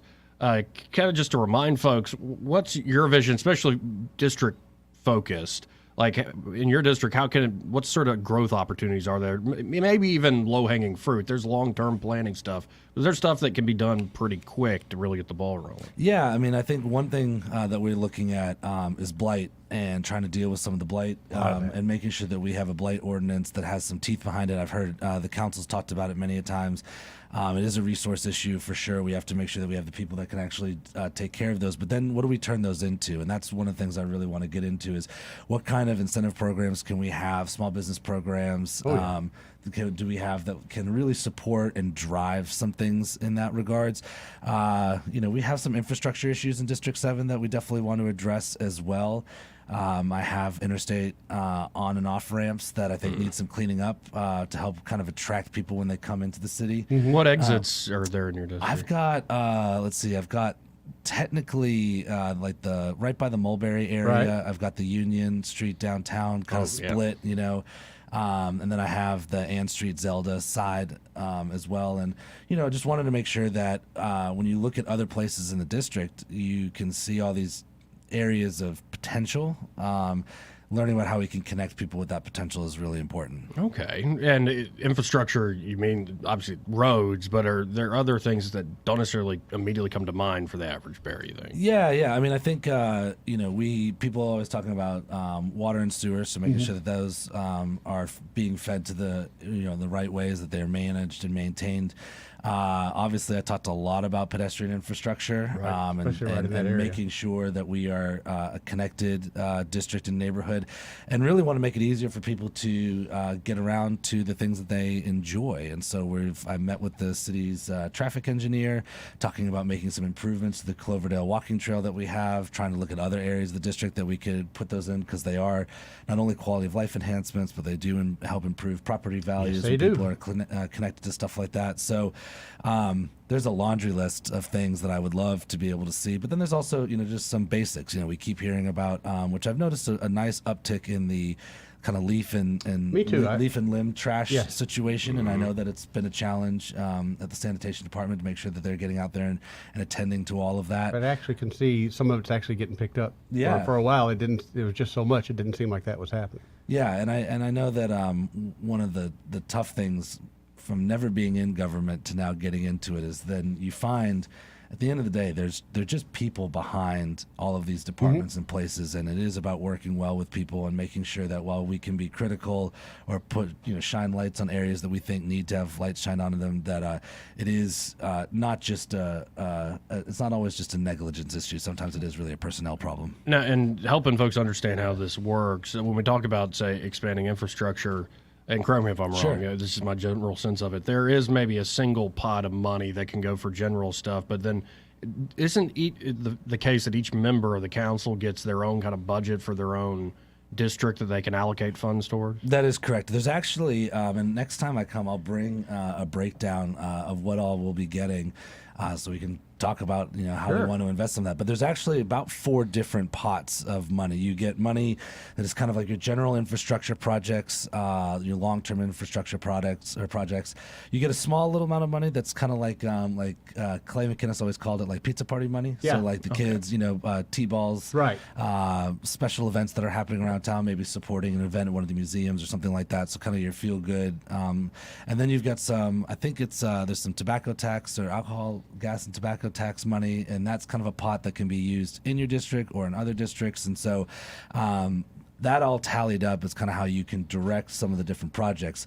There's also a ranking system for the roads that we have here, and so while you may want to get into council and then immediately improve the areas directly around where you are, there actually is a ranking system that helps us understand what roads are in different states like a of repair. prioritization type deal? Okay. Yeah, and totally side note, but I just thought it was kind of cool. The traffic engineer told me that we actually use a technology now. So it used to be people just go drive around and look at roads and make judgments on it.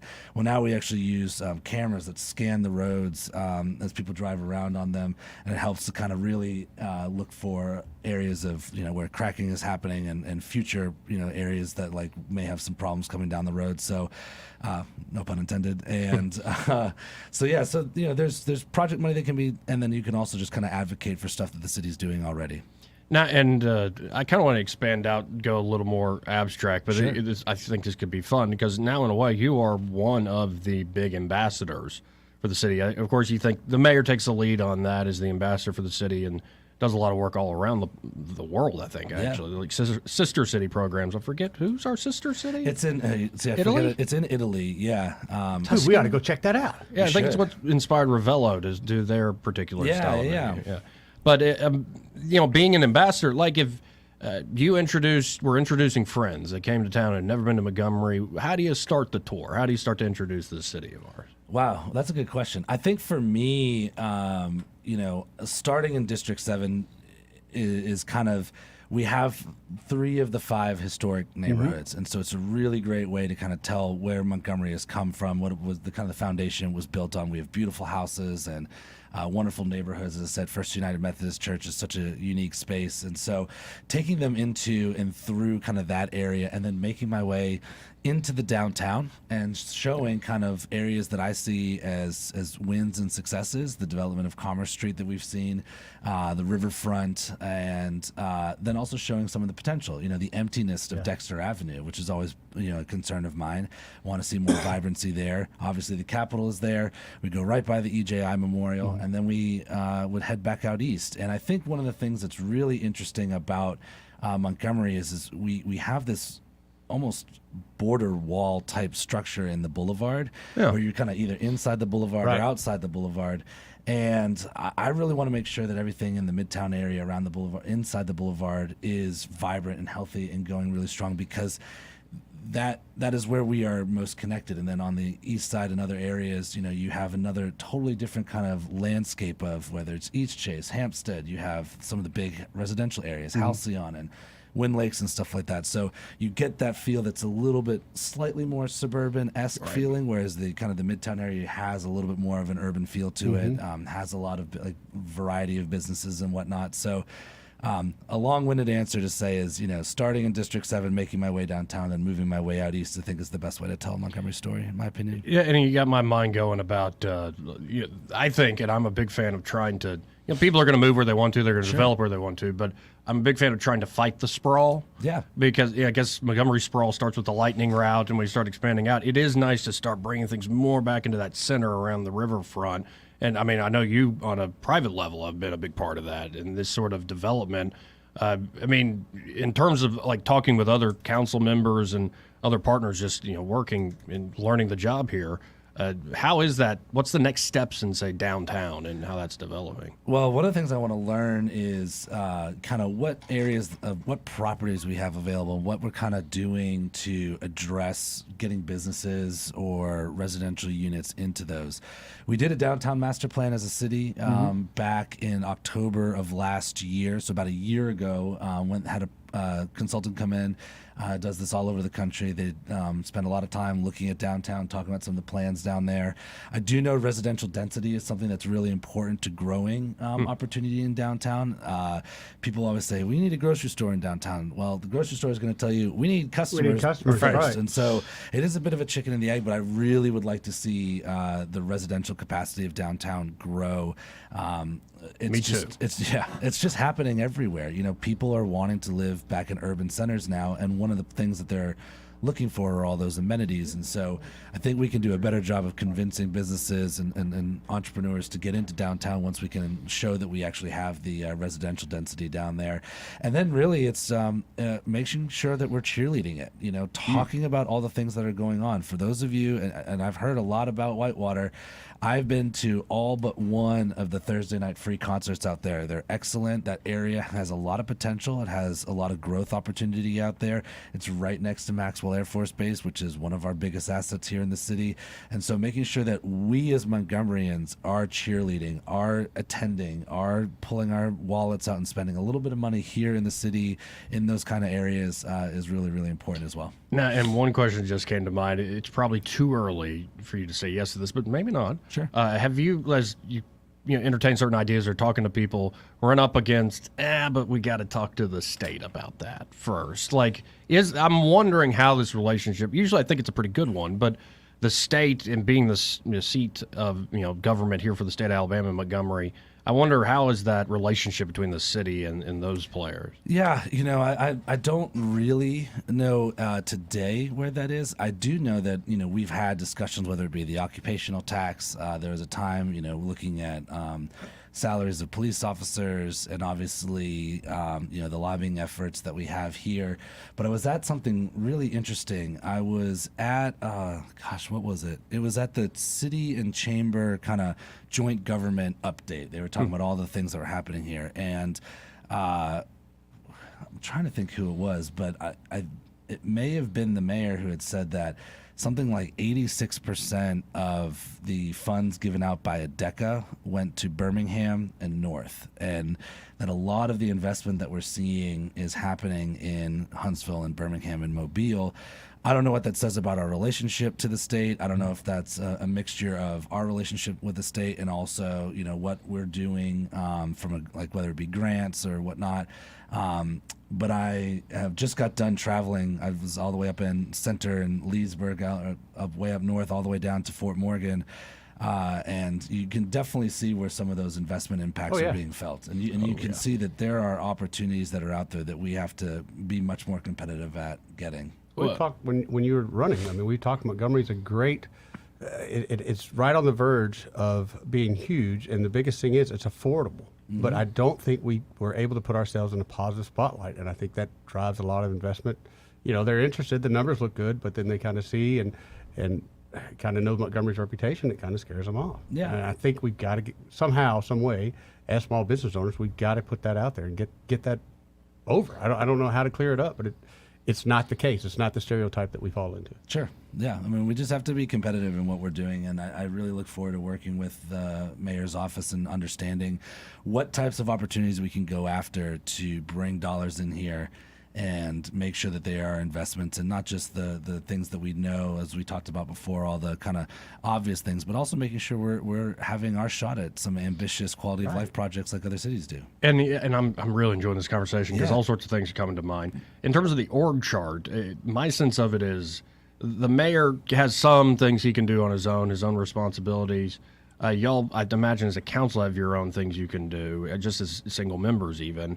But most of the big things in the city, it has to be a collaboration, right, between the mayor and the council. Yeah, well, I would bring a lot more partners into that too. But but the way I kind of see it, and if you read through 618, the mayor is really your management. The city hall is the management, right? I could get the council to pass an ordinance to paint all the sidewalks purple if I wanted to, but the actual act of that getting done falls, in the departments within the city. And so I see a lot of council's role is also being leadership of making sure we're looking out for our constituents, advocating for the things we know can improve people's lives, but then also bringing big ideas to the table and figuring that out. The main function of counselors that has a direct impact on the city, though, is budgeting, and so that'll happen for me next year in the next cycle because they'll pass a budget before I get in there. For them, that'll govern us the next year. But budgeting is a big area, and it is an area where you can kind of really guide some of the investments that we're going to make going forward, or enhancements, improvements, and whatnot. See, I'm more of a poet at heart. I'm not really a numbers guy. But I must admit, not giving away any names, I've sat down and looked at budget proposals and it is, folks, it's detailed. It's we're not a huge city, but it's a pretty big old document that you got to work your way through, and there's a lot. That's how you set your priorities, I suppose. Yeah, for sure. And it's where you can collaborate as well. I really hope that, I'm excited about the opportunity. We have some other new counselors. We obviously just had the special election. And so now you have 3 new counselors, and also Counselor Johnson, who came in a special election, so is still only about 1.5 years, 2 years in. So I think that's exciting, and I've taken some time to been chatting a lot with Julie Turner-Beard over in District 2. We've done a couple of chamber events and some other things, and so hopefully we can take that energy and really move this in a really positive direction. I do hear from people who say, that it looks like there is dissension or brokenness, and I actually think, that's more so on the public side of things. And I'm learning from all of the counselors that when it's something that matters to them, they fight hard in the room and in the moment, and then when it's over, it's over. You know, and you kind of go back to realizing and working together to solve the next problem. Yeah, we're all on the same team here at the end of the day. Let's go to Red Top before the break. And folks, again, we're talking to Andrew Szymanski, newly elected city council member here in Montgomery. 272-9228. If you have a question, comment, just want to join the conversation. Let's go to Red Top, though, before the break. Hey, Red Top. Andrew, I was working in the Garden District, and you certainly had that district on your thumb. Your signs were everywhere. Well, thank you very much. A lot of nice folks and smart people in the Garden District. They're my customers. Now, downtown development, Dexter Avenue is a ghost town, and I'm an urban person. I like living around the middle of the city, that's the only place that's worth living in Montgomery, because how would you know you're even in Montgomery? You go out to Eastdale, you could be in any city in the United States, you wouldn't know the difference. So the personality of Montgomery is downtown. From what I've heard, the reason why we don't have development on Dexter Avenue, i.e. restaurants and clubs, I watch these tourists. I go down there. These tourists go up and down Dexter Avenue looking at nothing. I have nothing to do down there. I heard the state owns all the property on both sides of Dexter Avenue. Is that true? So I don't know about all of the property owners. I know that some of the properties are owned by developers, and that obviously the state does have a large footprint in downtown. But broadly speaking, I can't quite say whether or not the state owns a majority or not, but it's something I can definitely look into. I will say that I have had a lot of people tell me when it comes to businesses, I said it just a second ago, is that residential density is important in downtown and urban areas, and that's what really is the spark. Every business that opens does a market analysis, looks and see what their immediate customer base is, their walk-up customer base, their driving and distance customer base. And so on top of businesses being down there, I think we need to figure out a way to get some more residents downtown too.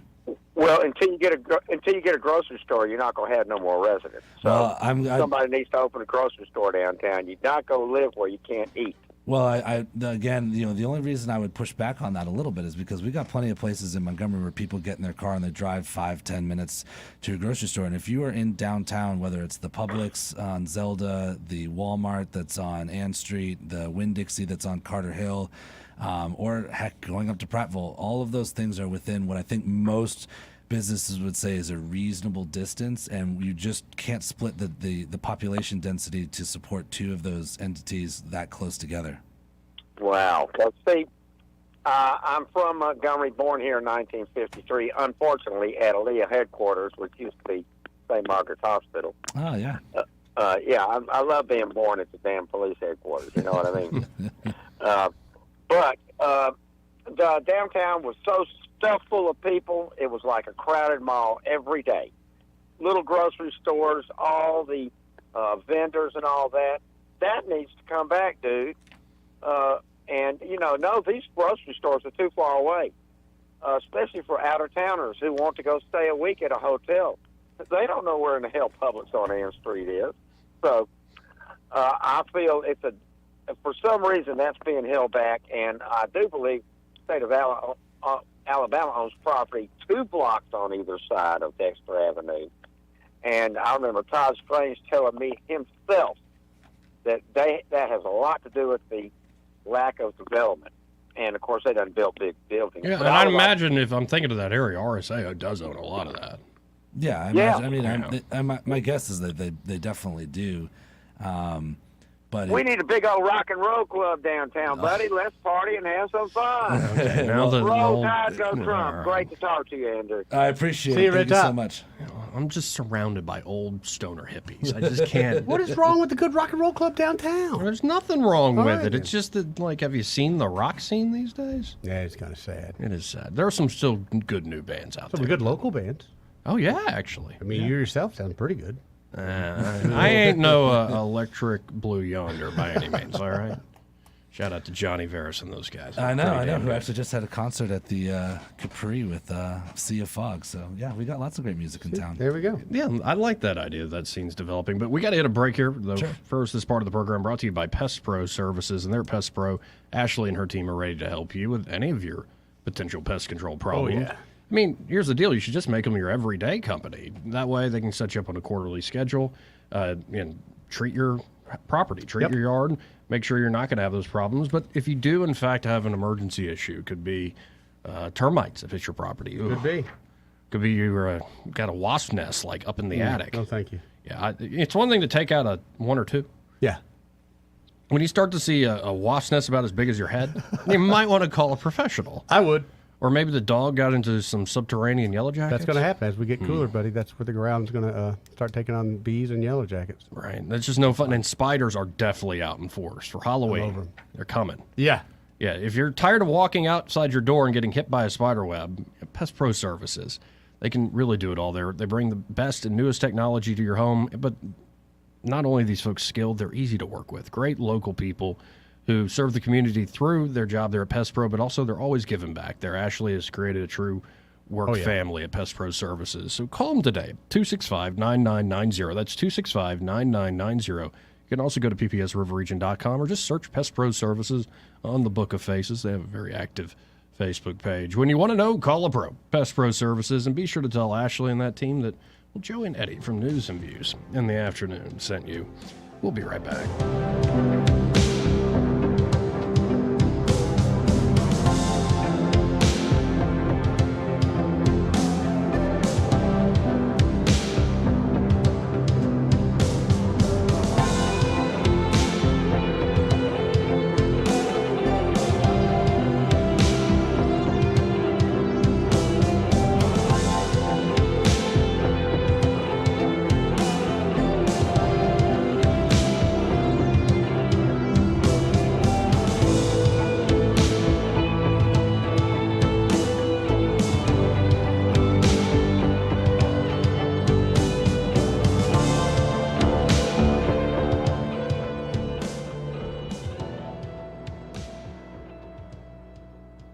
He may not know whether he's coming or going, but whether you're going to work or coming home, Greg Budell is there. Mornings 6 till 9 and afternoons 3 till 6. Only on News Talk 93.1 FM WACV. What's your biggest investment? More than likely, it's your home. So treat it that way when you hire a painting contractor. With PBS Painting, there are no gimmicks, no $99 specials. Just quality painting and someone who treats your home with the same respect that you do. At PBS Painting, we have been painting for years and look forward to many more years to come. With PBS Painting, the job gets prepped properly, whether it's cleaning, scraping, or priming. We always use quality products, which is a must for a quality paint job. So if you're looking for a painter that doesn't need upfront money and is on the job at all times, then please give me a call. Scott Bowers and PBS Painting, 294-5122.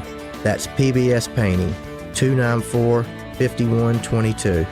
Look at some of our work on Facebook at PBS Painting Montgomery. The Tears family has been your local Roto-Rooter service since 1964. Drain cleaning, plumbing repair, and those troublesome septic tanks, no problem. Technology has changed a bit in the last 54 years. Video inspections of lines to locate problems is available, as well as scheduling your appointment online. River Region residents have trusted Roto-Rooter for over half a century. You can too. Call today at 272-7130 or visit online at rotorooteralabama.com. Call Roto-Rooter, that's the name, and away go troubles down the drain. Roto-Rooter. Are you tired of the mainstream media's biased reporting? Do you want to stay informed on the news that really matters to you? Look no further than 1819 News. At 1819 News, we bring you the latest in Alabama news, politics, sports, culture, and more. We've assembled a team of journalists with Alabama values dedicated to the truth and the truth alone. Visit us at 1819news.com today. That's 1819news.com. Subscribe to our newsletter. Honest News, Alabama Values. This hour of News and Views is brought to you by our good friends at Alabama Home Mortgage. Alabama Home Mortgage, 567-4223. Visit them on the web at myalabamahomemortgage.com. NMLS number 1586368. An equal housing lender. All the headlines the mainstream media won't touch. Your News Talk station. News Talk 93.1 FM WACV.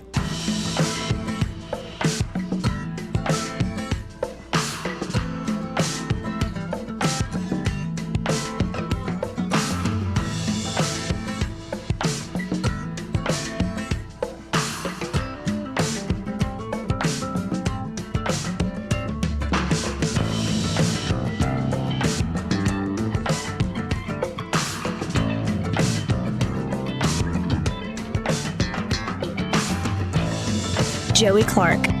Welcome back, folks, to News and Views in the Afternoon. I'm your host, Joey Clark. Eddie Bader's still in the house. You're going to have to run here for too long. Yeah, Daddy's right? got to go to work. Couldn't you just said, I have a closing I have to make? Could you leave out the daddy's got to do this, daddy's got... We have a guest here. We have a city councilman here. Daddy's got to go to work. Shut up. Like, this guy, man. Like, I don't even know Why? Well, that's because you're. He knows I've already committed to come back. Right. On a monthly I mean, basis, we've got a deal don't here. We're scare me good. off. We're good. Yeah, we've got a real deal going. You'll learn how crazy we are. Indeed, we are, though. I love that book, by the way. Now, the city. That is the city long-term plan book that you have? Yes, and it's available online, and everybody in the city, and as well and informed citizens as your They should have listenership it. is, should know about this. It's the 2040 Envision master plan for growing the city of Montgomery over the next 20 years. I was looking at, because we just had the conversation with Red Top, and so one of the things that I was noticing in here, it lays out the areas where there is the most unoccupied housing stock, and it is highly in the downtown area. And so, I get it, and there's going to be differences of opinion on this topic, but I, truly believe that one thing that we have to be studying and getting into is figuring out how we can get more residents into downtown. Well, me selfishly, I would love to live downtown, but I'm not knocking the developers who own all the lofts and apartments down there, but it's a little expensive for the square footage. Right. And I take clients down there all the time, and most of the clients are Joey's age and younger. Mm-hmm. But it's the affordability factor. It's not the lack of grocery stores or anything like that. It's just like I drive to right. grocery. And one particular client I got, she laughs because she's like, I get everything delivered anyway. Well, that's and that's too. Right, but in y'all's younger age demographic, that's a normal thing. Yeah. Okay. So and I found this thing.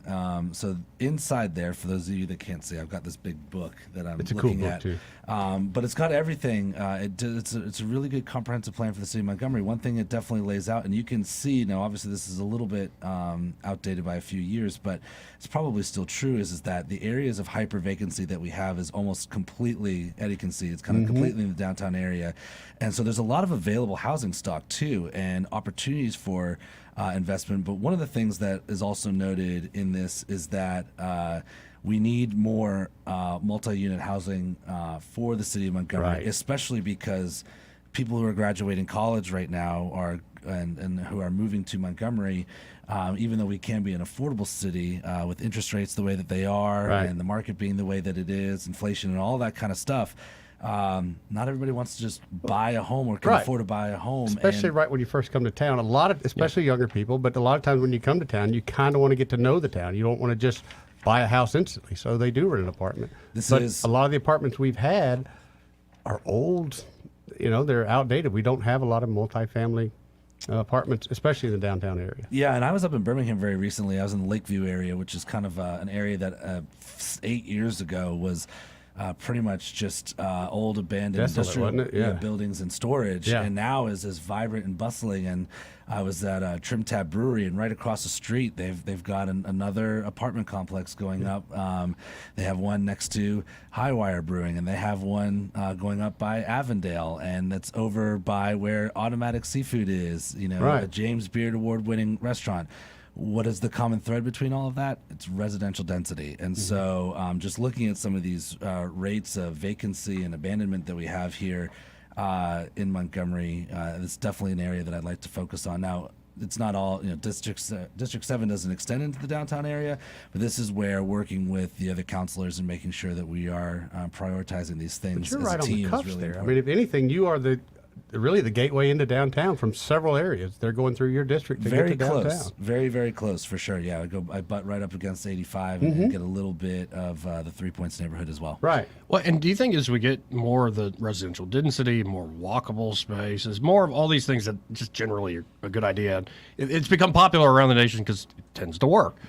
Does that help in an indirect way with, say, like public education? I know that's a county sort of thing, but I mean, it seems to me that the good things start to snowball. It doesn't matter if it's direct or not. They do, and I know with education, a great question there is in talking to somebody that has been kind of noticing the trends of how many students really haven't been getting back in the classroom after COVID.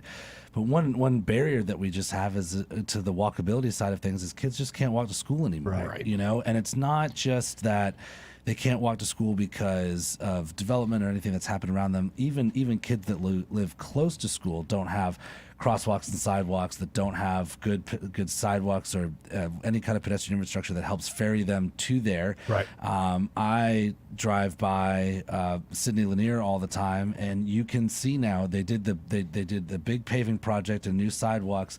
When you go down, I guess is that Court Street? They go down Court Street. Yeah. When you cross Fairview, they've done a lot of improvement on the roads there, and I see kids walking on that all the time, where I used to not see them because it used to be very close to car traffic and dangerous. And so I think all of that kind of helps. Obviously, building places where teachers want to live is really important for addressing our teacher shortages, and building places that police officers want to live, so they want to be here in Montgomery. I mean, it does start with those basics, and it's really, really nice because it's not a partisan issue. Like infrastructure and walkability and small business development. That is something that everybody wants. Strong education systems and stuff like that. So it's a lot of fun to talk about, and it was a really good thing to talk about on the campaign. Now the tough part starts. We got to figure out how to make it actually happen. Yeah. Well, and again, you get sworn in November the 14th. November the 14th, yes. And I remind people, even though my phone is alive basically at all times now, that while I can hear your concern and I care about your concern, for the next 5 weeks, I cannot do very much about that concern other than be prepared to deal with it at that time. So that's always a fun conversation. He's making a list, folks.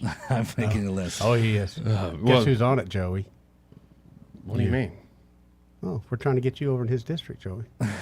Oh, sure. Well, yeah, and you guys are on the list because one of the things we talked about was just being available and communicating with the public. So true. So coming here, I mean, I think this is great, and I hope other people follow suit because I think most people have a lot of similar questions, and so if we have a good forum to address some of those, it'd be good.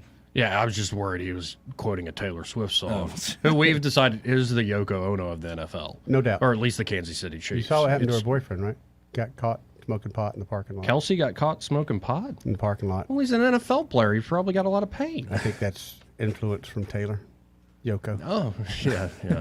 It's just like, men can have that. My uncle did one of those great rant. He loves NFL football. And he's like, can't we just have some men's spaces? Y'all got to jump in on everything. And it was a fun little rant. He's all bark, no bite. You should meet my Aunt Karen. Well, being from Massachusetts, I am a diehard Patriots fan, and I'm having the most disheartening season hard year, ever. isn't it? But thankfully for me at least, and people who think like me, the best professional sport just came back last night, so hockey season is officially here. Okay, I wish we could get hockey at least back tonight, in Atlanta. And I am very, very excited about it. So I enjoy a good professional football game. Obviously, went to Georgia, so I enjoy a good college football game. Oh, yeah. But I love hockey. Yeah. See, I have not fallen in love with hockey yet, but I think it's because I've never been in person. And I've been told once you go in person, first game, you're hooked. Okay. Yeah. Well, I had to check that out. We got another break here, and then in a second, we got to talk to Michael Cohen of Cohen's Electronics and Appliances. First up, this part of the program brought to you by Alabama Home Mortgage. Oh, yeah. And there at Alabama Home Mortgage, Kim Williams and her team can help you. Whether you're looking to buy, could be your first-time home buyer. Honestly, they're the best for first-time home buyers. They very educational, man. Literally walk with you every step of the way, from pre-approval all the way to closing day. Or maybe it's not your first rodeo, and you want to work with folks you can actually trust. Some folks, you've talked about this, Eddie. You get to closing day and there are surprises. Oof, there's some horrible surprises at closing day. And let me go ahead and say, any surprise at closing day besides the gift from a realtor is a bad surprise. Right. And that doesn't happen with Kim and Madeline. No, it does not. Alabama Home Mortgage.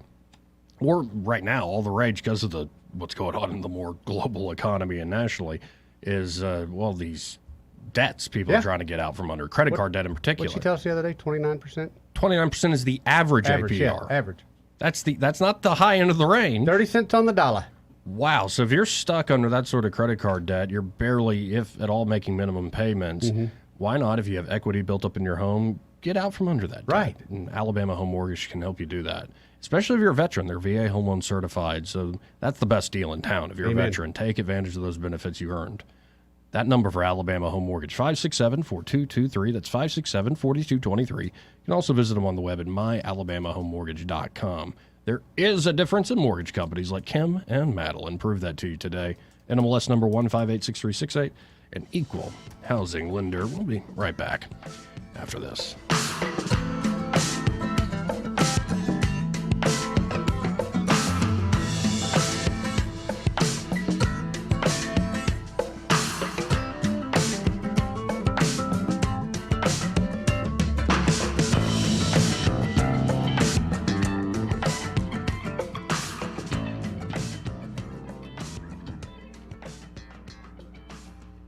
Want to carry News Talk in your pocket? Download the News Talk 93.1 app from the App Store. Available on iPhone and Android. Never miss a moment. Download now. Hi, I'm Ray Bowles from Prattville Carpet. If you're looking for waterproof carpet, hardwood, laminate, vinyl plank, or ceramic tile, call us today for your free measurement. During Prattville Carpet's fall sale, you can get Mohawk waterproof flooring, regularly priced at $11 per foot installed, right now priced at $7 per foot installed. That's huge fall savings. And get interest-free financing for up to 12 months with approved credit. Call 285-8117 or visit PrattvilleCarpet.com. Prattville Carpet, we're more than just carpet.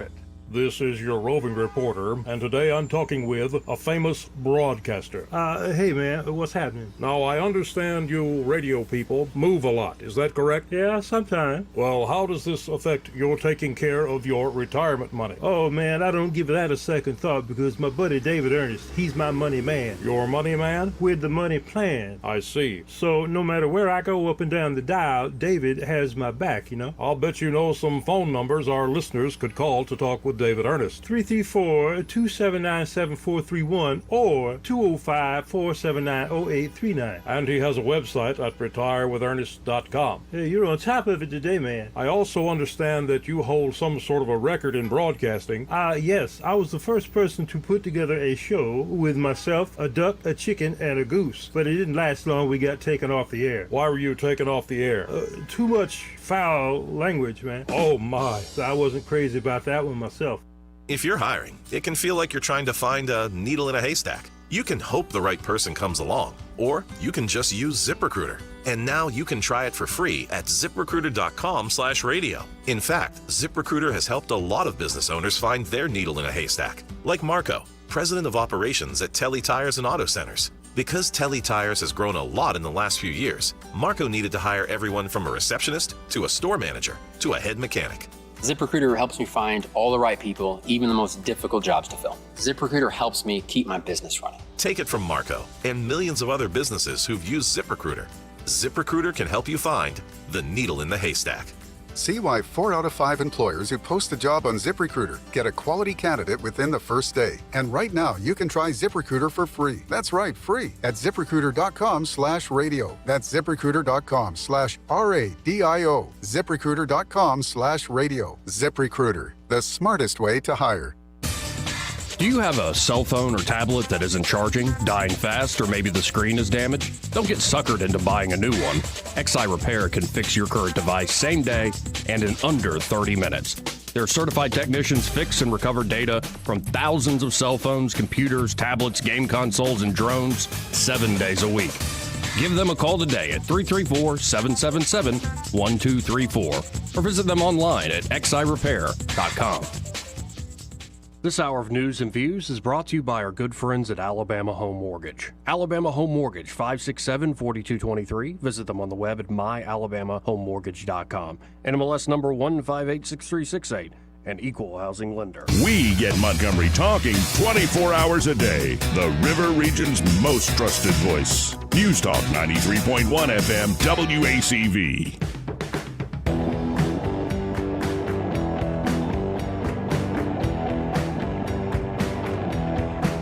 Welcome back to News and Views in the afternoon. Let's go right to the phones and talk to Michael Cohen from Cohen's Electronics and Appliances. Hey, Michael, how you doing this afternoon?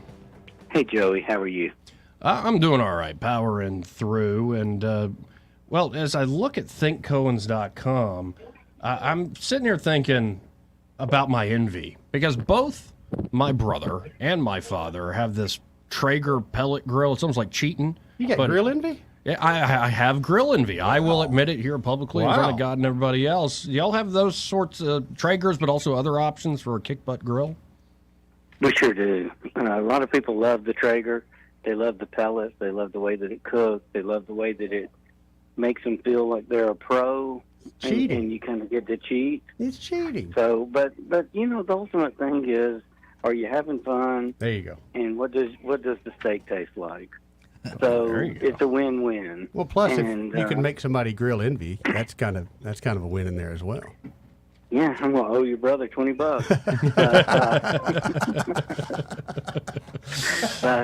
But the other thing that we have is a Napoleon, and Napoleon's all gas, and you can hook it up, and it's instant on. And, it's got some really cool features. I really like the steer station, where you can steer the steak at 1,800 degrees, kind of like a Ruth's Chris steakhouse. Yeah. Ooh. So, and there's a lot of cool stuff in the grilling industry, and, we're fortunate enough that we do have the Traeger, and we do have the Napoleon, and we also have the Kamado Joe for the people that really want to do charcoal grilling.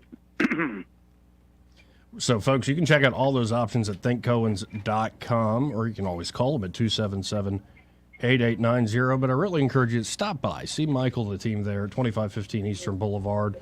Y'all are open 9 to 6 today. What's those hours on the weekend, on Saturday? On Saturday, it's 9 to 4.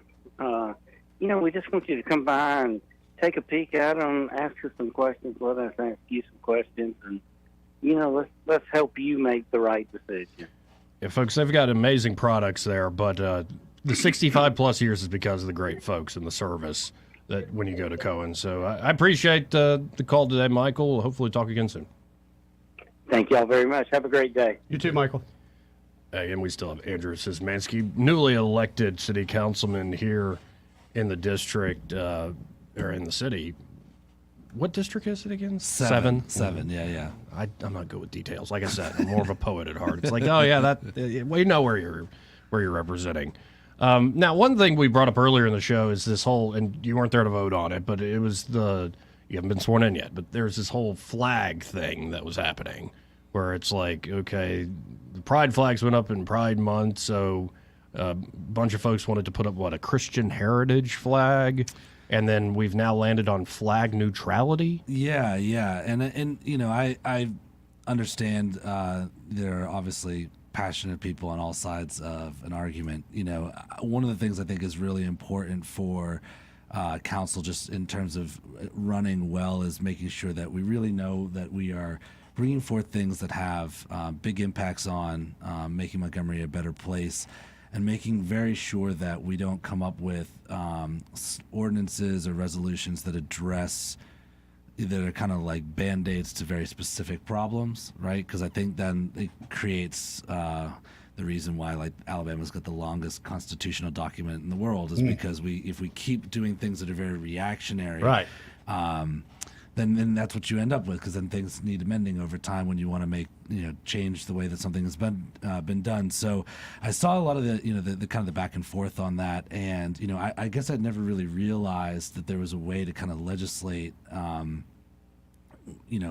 whether or not you put certain flags out on city property and in front of certain buildings and stuff like that, or in public parks. I always just kind of assume that part of the process of being a person in charge, whether it's the mayor or city manager or a governor, is that you get a little bit of leeway, kind of have your own footprint on some things. But I understood some of the concerns as well, and I'm sure that one easy argument would be that you could have a flag for literally every day of the year, and that also creates a bit of chaos.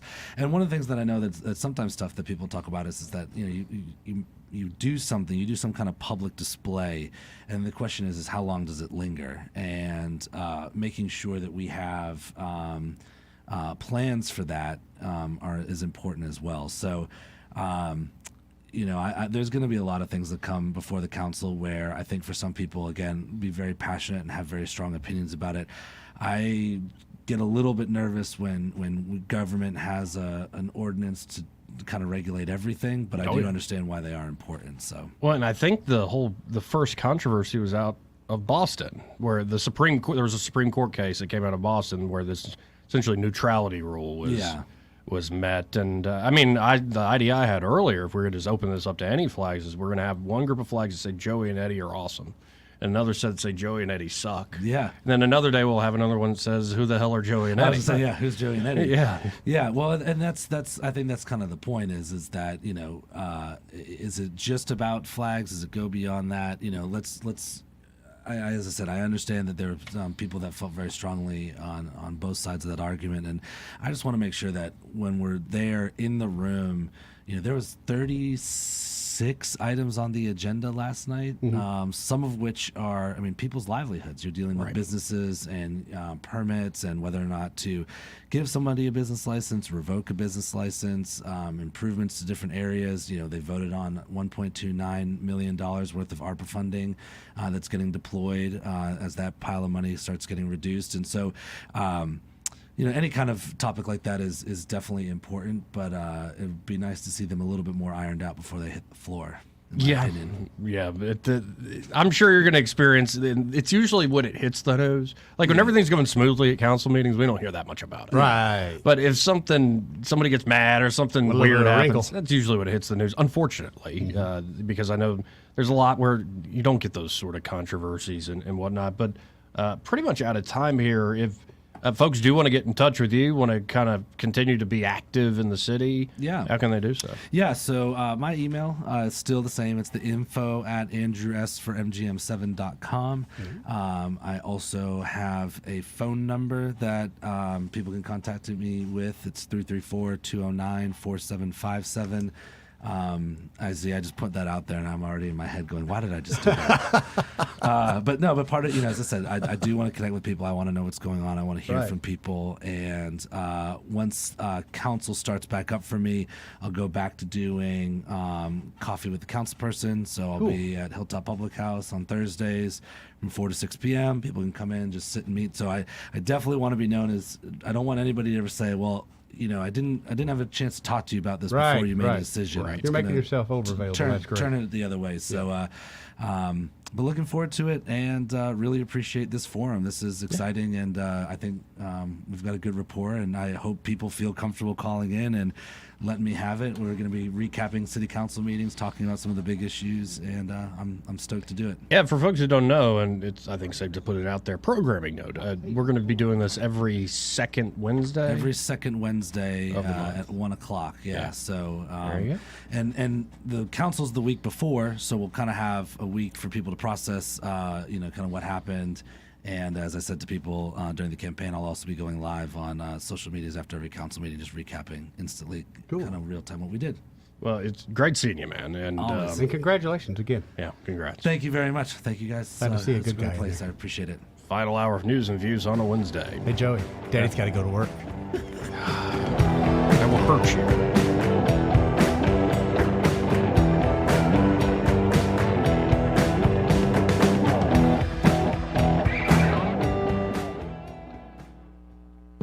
Broadcasting from the Riverside Chevrolet Master Control Center, this is WACV Cusana, News Talk 93.1 FM. When it's Chevy, it's Riverside. With SRN News, I'm John Scott. Representative Steve Scalise has been nominated to be the next House Speaker.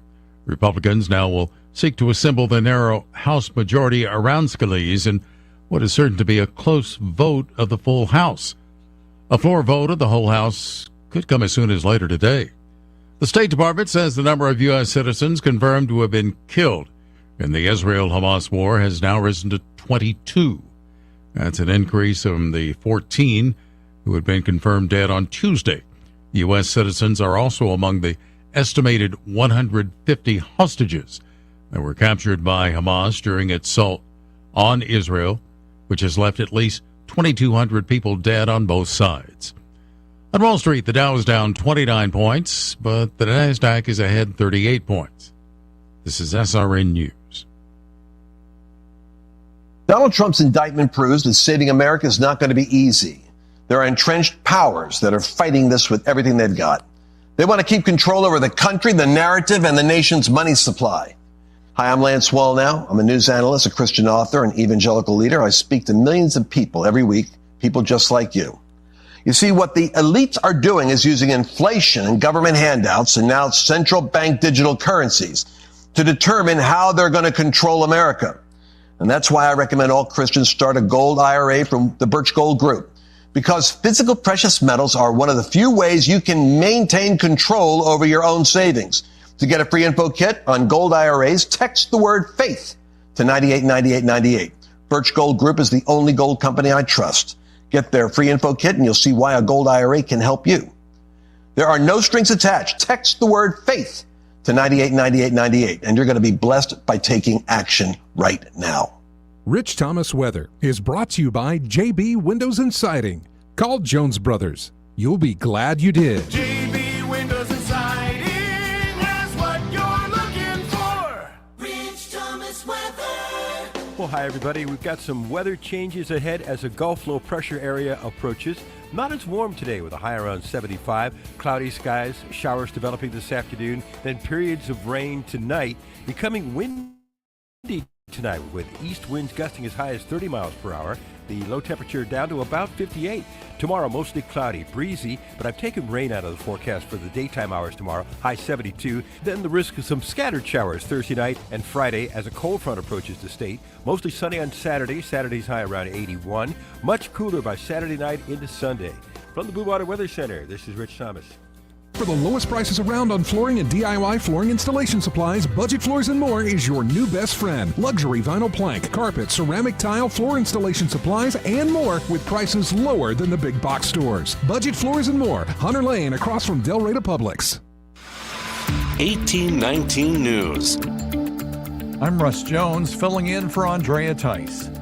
Former State Representative David Cole was sentenced on Tuesday after pleading guilty to voter fraud by voting at an unauthorized polling location. Cole was arrested in late August and resigned shortly after his arrest. He accepted a guilty plea for a Class C felony and was officially sentenced Tuesday morning. According to the plea agreement, Cole will serve a 3-year split sentence. Cole will spend 60 days in the Madison County Jail and serve the remainder under unsupervised probation. More Alabama news to come after this. Did you know that it is estimated that 37 million children around the world call an orphanage home? The reasons are numerous, but the responsibility to care for vulnerable children is certain. God calls His people to care for vulnerable children in His name, and that's where our friends at Lifeline Children's Services come in. For more than 40 years, Lifeline has been helping Christians meet the needs of these precious children through adoption, foster care, global orphan care, and a host of other ways. If your family or church would like to know more about how you can answer God's call to care for vulnerable children in Jesus' name, head over to lifelinechild.org. Jefferson County Coroner Bill Yates, concerned with drug overdoses for years, confirmed 5 suspected overdose deaths over the weekend. 3 deaths happened on October 6th and 2 happened on October 8th. The incidents occurred across the county and the city of Pinson. In 2022, there were 448 drug overdose deaths in Jefferson County. Already this year, there are 328 confirmed drug overdose fatalities and 59 suspected. For more news affecting Alabamians, go to 1819news.com. And while you're there, subscribe to the daily newsletter. This hour of News and Views is brought to you by our good friends at Cole Plumbing, 279-8919. Cole Plumbing is number 1 in the number 2 business. You don't have to dig a hole. They have proprietary pipelining technology. Ask them about their tankless water heaters. Remember, when you have trouble with your bowl, call on Cole. Need storage? Riverway Storage is a 20-acre secure and monitored facility storing personal and household items, RVs, campers, and boats. They're all a part of their service. Recreational vehicles can be stored outside or under 2 types of covered buildings. Their facility has plenty of room, even for heavy equipment. For your convenience, registration and payments can be made online. A locally owned business located at 480 Old Rifle Range Road near Wetumpka, just off Highway 231 on the way to the lakes. Visit their website at riverwaystorage.com. The views and opinions of the following program are solely those of the host and other contributors. These do not necessarily represent those of Liberty Acquisitions 825, Blue Water Broadcasting, its management, staff, or any advertisers.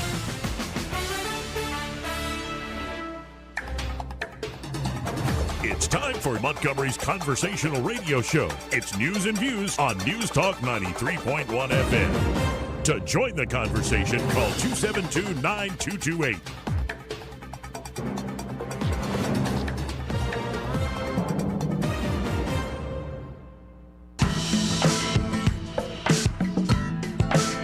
Welcome back to News and Views in the afternoon. Your host, Joey Clark, trying to round out the show today on a Wednesday. 272-9228 if you want to mess with me. And Thomas has been patient. Hey, Thomas, how you doing today? Pretty good. How you doing? I'm all right. Well, I got a couple things. First of all, I want to say, and Eddie's going to love this, you remind me of Lee Camp, one of the podcasters on the internet. Lee Camp? The look, yeah, man. The look and the antics. He's a pretty, influential influencer, let's say that. Okay, that's fair. I've never heard of him, but that's fair. And secondly, most importantly, Mr. Sosmansky is probably the best fresh of breath air we've had in the city in a long time. I said while he was running, he was the only person besides the mayor that spoke about or intelligently about the budget and things that he spoke about today. So that's refreshing. I don't know what his politics is going to be on specific items that he's going to vote on, but as far as giving us an understanding and overview of things, he's been on it since day one. So I want to give him his flowers or applaud him for being such thus far. Well, and I was telling him, we just ran out of time, and I was telling him off air that, we swim in national waters, unfortunately, in politics, especially this so-called culture war. But the thing, I'll come down on whatever side, on a lot of different issues on that. But the one thing I will always run towards, I think it's actually a way to overcome the national sort of divisions, is run towards things that are uniquely Montgomery, like things that nobody else has. Absolutely. And he does that. He did very well today, and every time I've heard him, he's been the same. So we can only expect more of the same out of him, I suspect. Now, you saying I just pulled up Lee Camp. Like, you saying that we're like, oh, man, am I that ugly? Crap. No, Joey. We're just that Polish. You're just going to make me turn into Duke in a moment, aren't you? It's some days the guy, when he first started growing his beard and pull his hair to the back and what have you, that's what I was making note of. But he's a funny guy, and he's pretty much like you. He's going to say what he means and means what he says. He doesn't fall, Republican or Democrat on every issue. He's going to speak his mind and say what he feels. Well, I appreciate that. I have to look into this guy, and appreciate the call, Thomas. Really do. All right, thanks, sir. 272-9228 if you want to get in on the program. And, and it is heartening. I'm looking at 1892 News right now, folks, and just seeing that there are more and more folks in Alabama. You see how many ties there are to Israel and all these causes. Jewish community members rally in Birmingham in support of Israel. I believe that happened last night or happened today. You also, I believe, there is a prayer ceremony tonight here in Montgomery. And there's the geopolitics of it all. There's the history, say the modern history of it all. Start the clock, I guess, after World War I. There are a lot of sins that have been committed. But you would hope that small strip of land that is very tiny, like I'm one of these basic bros that has a globe map like tapestry, fits the whole daggone wall in my bedroom. And this is how much of a nerd I am, I'll listen to like geopolitics podcasts or people's different takes, and I'll just be up there having the map as kind of a guide I can look at. Thing is, you can't hardly see Israel and Gaza by any means on this big old world map, and yet just because it's small doesn't mean it's not the center of so much that goes on in this world. And you would hope that a little bit of prayer and a little bit of trying to improve would make things better. But right now that seems not enough for what I know is continuing as you see more and more images come out. But I still can't get the images I saw earlier this week and over the weekend out of my mind, and I wish I hadn't seen some of those things. But we'll see where all that goes. Just checking the latest news here. In fact, there might be even an American SEAL team going to rescue some American hostages as Israel is preparing to do a ground invasion. There are a few veterans, folks that had actually served, especially in Iraq and Afghanistan, where they put up a picture of the devastation in Gaza, and it wasn't to pull on heartstrings. The post was, hey, former military members, what do y'all see when you see this image? And me not being ex-military, I kind of looked at it and was like, that looks like devastation and rubble. then the responses started coming in, and it's like, that looks like Stalingrad. That looks like some of what we had to deal with in Iraq. So essentially, Israel is flattening Gaza. But they're still going to have a problem, because what you end up doing is creating a lot of sniper nests, a lot of corridors where they can box hooks in, IEDs. The last time Israel did this in Gaza, they actually got a lot of casualties, more than they wanted, especially as they got near Gaza City, where there is I think, given how well planned this attack was by Hamas, I imagine they've got plans knowing that this was going to be the response from the Israeli government. There was worry that Israel would kind of fall apart, that Netanyahu, being the guy who always preached, security, I keep Israel safe, this happening on his watch, that there were going to be divisions within the Israeli government, but it looks like Netanyahu and several others have created an emergency unity government for this war. That's about where we're at. There are, of course, many interviews, many clips still making the rounds. This is happening almost every hour, folks. Plenty to see. And speaking of that, there's also the speaker's race in Washington, D.C. It looks like Steve Scalise is going to be the guy. And actually, I think Scalise might very well be an improvement over Kevin McCarthy. We shall see. But in a second, I'm going to get to one of my favorite people in Congress, just so I can lighten up the mood. Of course, I'm talking about George Santos. He's my favorite because he's so daggum shameless. If we can't have a member of Congress that's a saint, at least we can have one that is just a shameless sinner.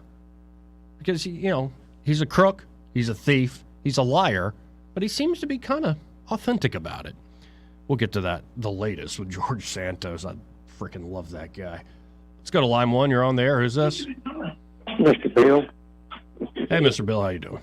Hey, yes. I just got a couple of questions. And first, I want to say I'm against this war over there in Israel, and I think taxpayer money should not go towards there. Yeah. And I was wondering, who is going to pay for rebuilding Israel, assuming everything turns out okay? Will it be the taxpayer, American taxpayer? It would probably be, my guess is it would be the United States and the American taxpayer, along with a lot of other interests. And then, luckily, Israel is pretty wealthy in their own right. I think they'll be able to rebuild. I'm just getting word that there's actually now terrorists paragliding into the north of Israel. Oh, my goodness. Yeah, this is ugly. And, Mr. Bill, to your point, it is frustrating when you see, the rockets being pushed out by Hamas being hit by the Iron Dome. It's like there's American taxpayer dollars on both sides. Yeah, it should be cut off. Yeah. I just hope it doesn't expand out. It needs to stay contained, because this very well could create a wider, if not world war, if it doesn't stay contained. I listen to your show, and I agree with a lot of things you say. I sure do. If the United States would get their hands out of it, that might be the best thing. All right. Well. Okay. Thank you. Thank you, Mr. Bill.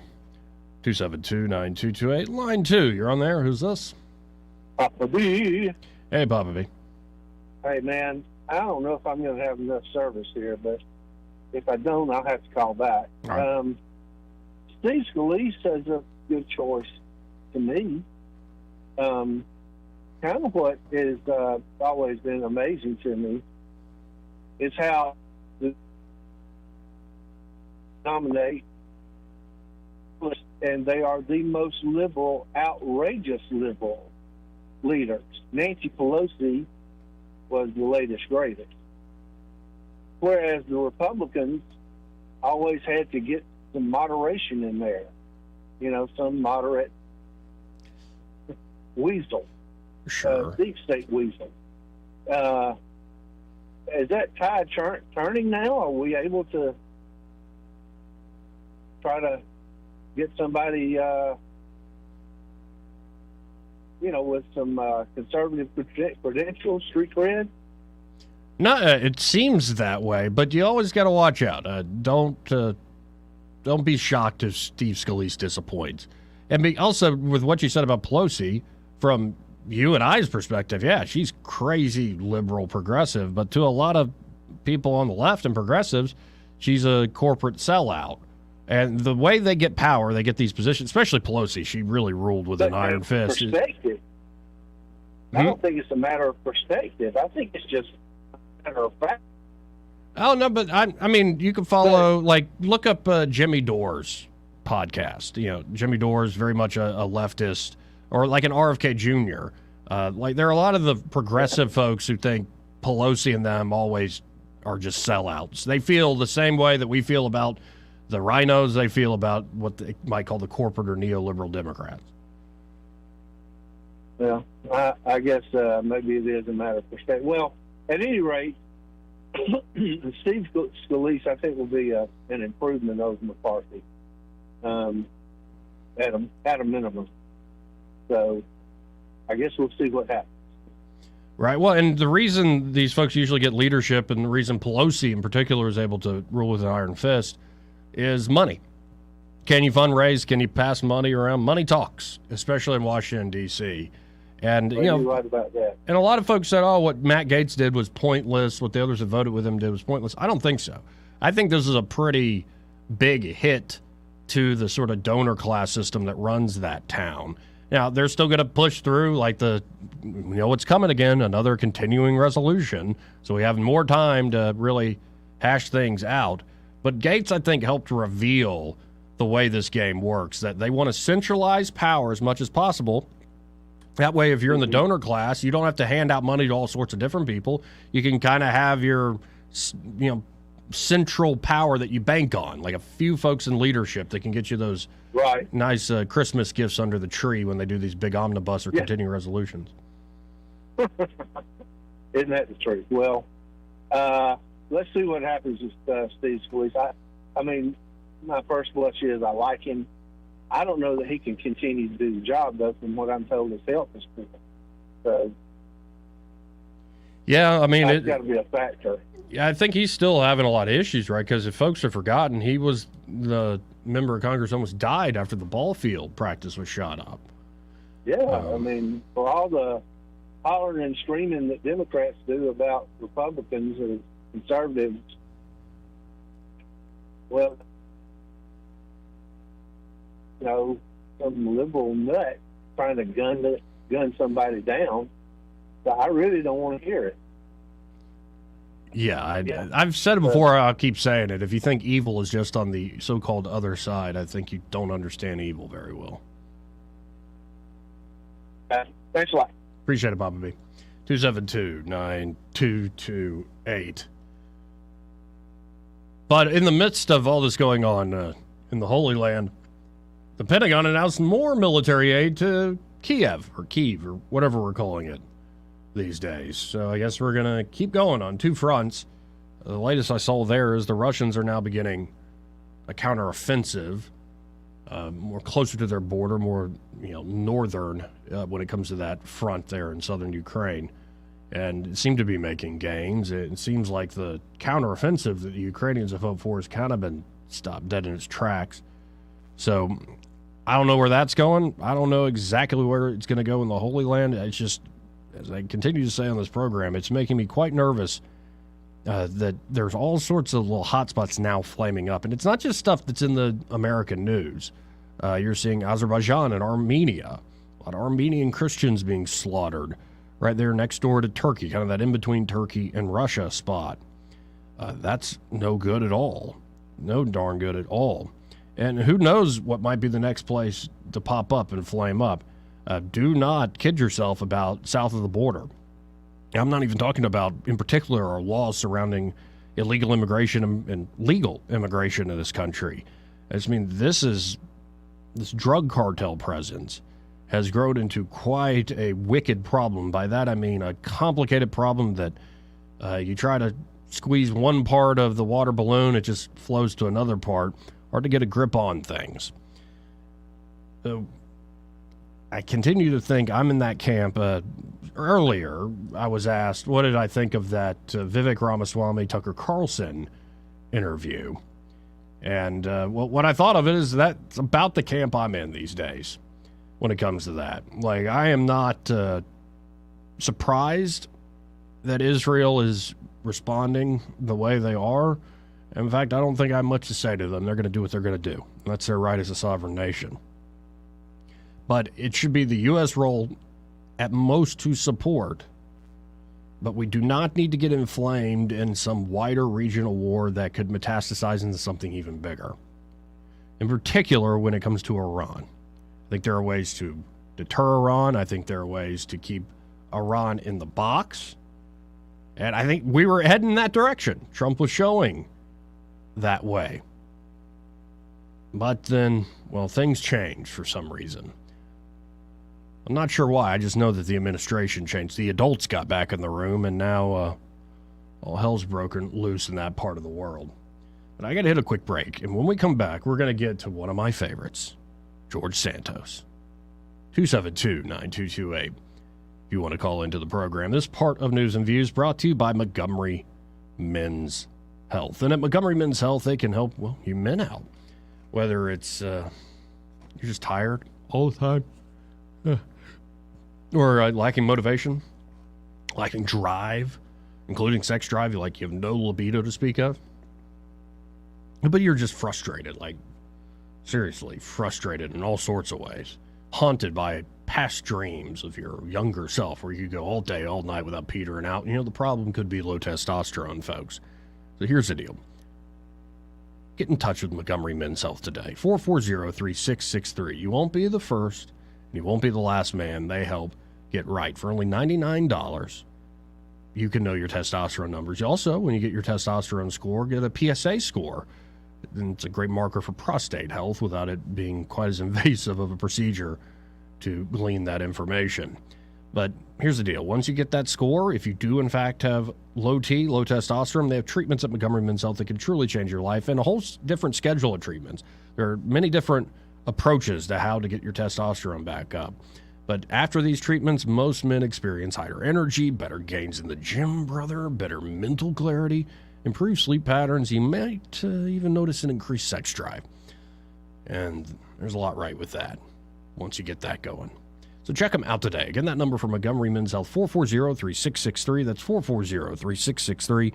Or go to MontgomeryMen'sHealth.com and be sure to tell them, well, you heard about them here on News and Views in the afternoon. More News and Views, well, after this. Joey Clark.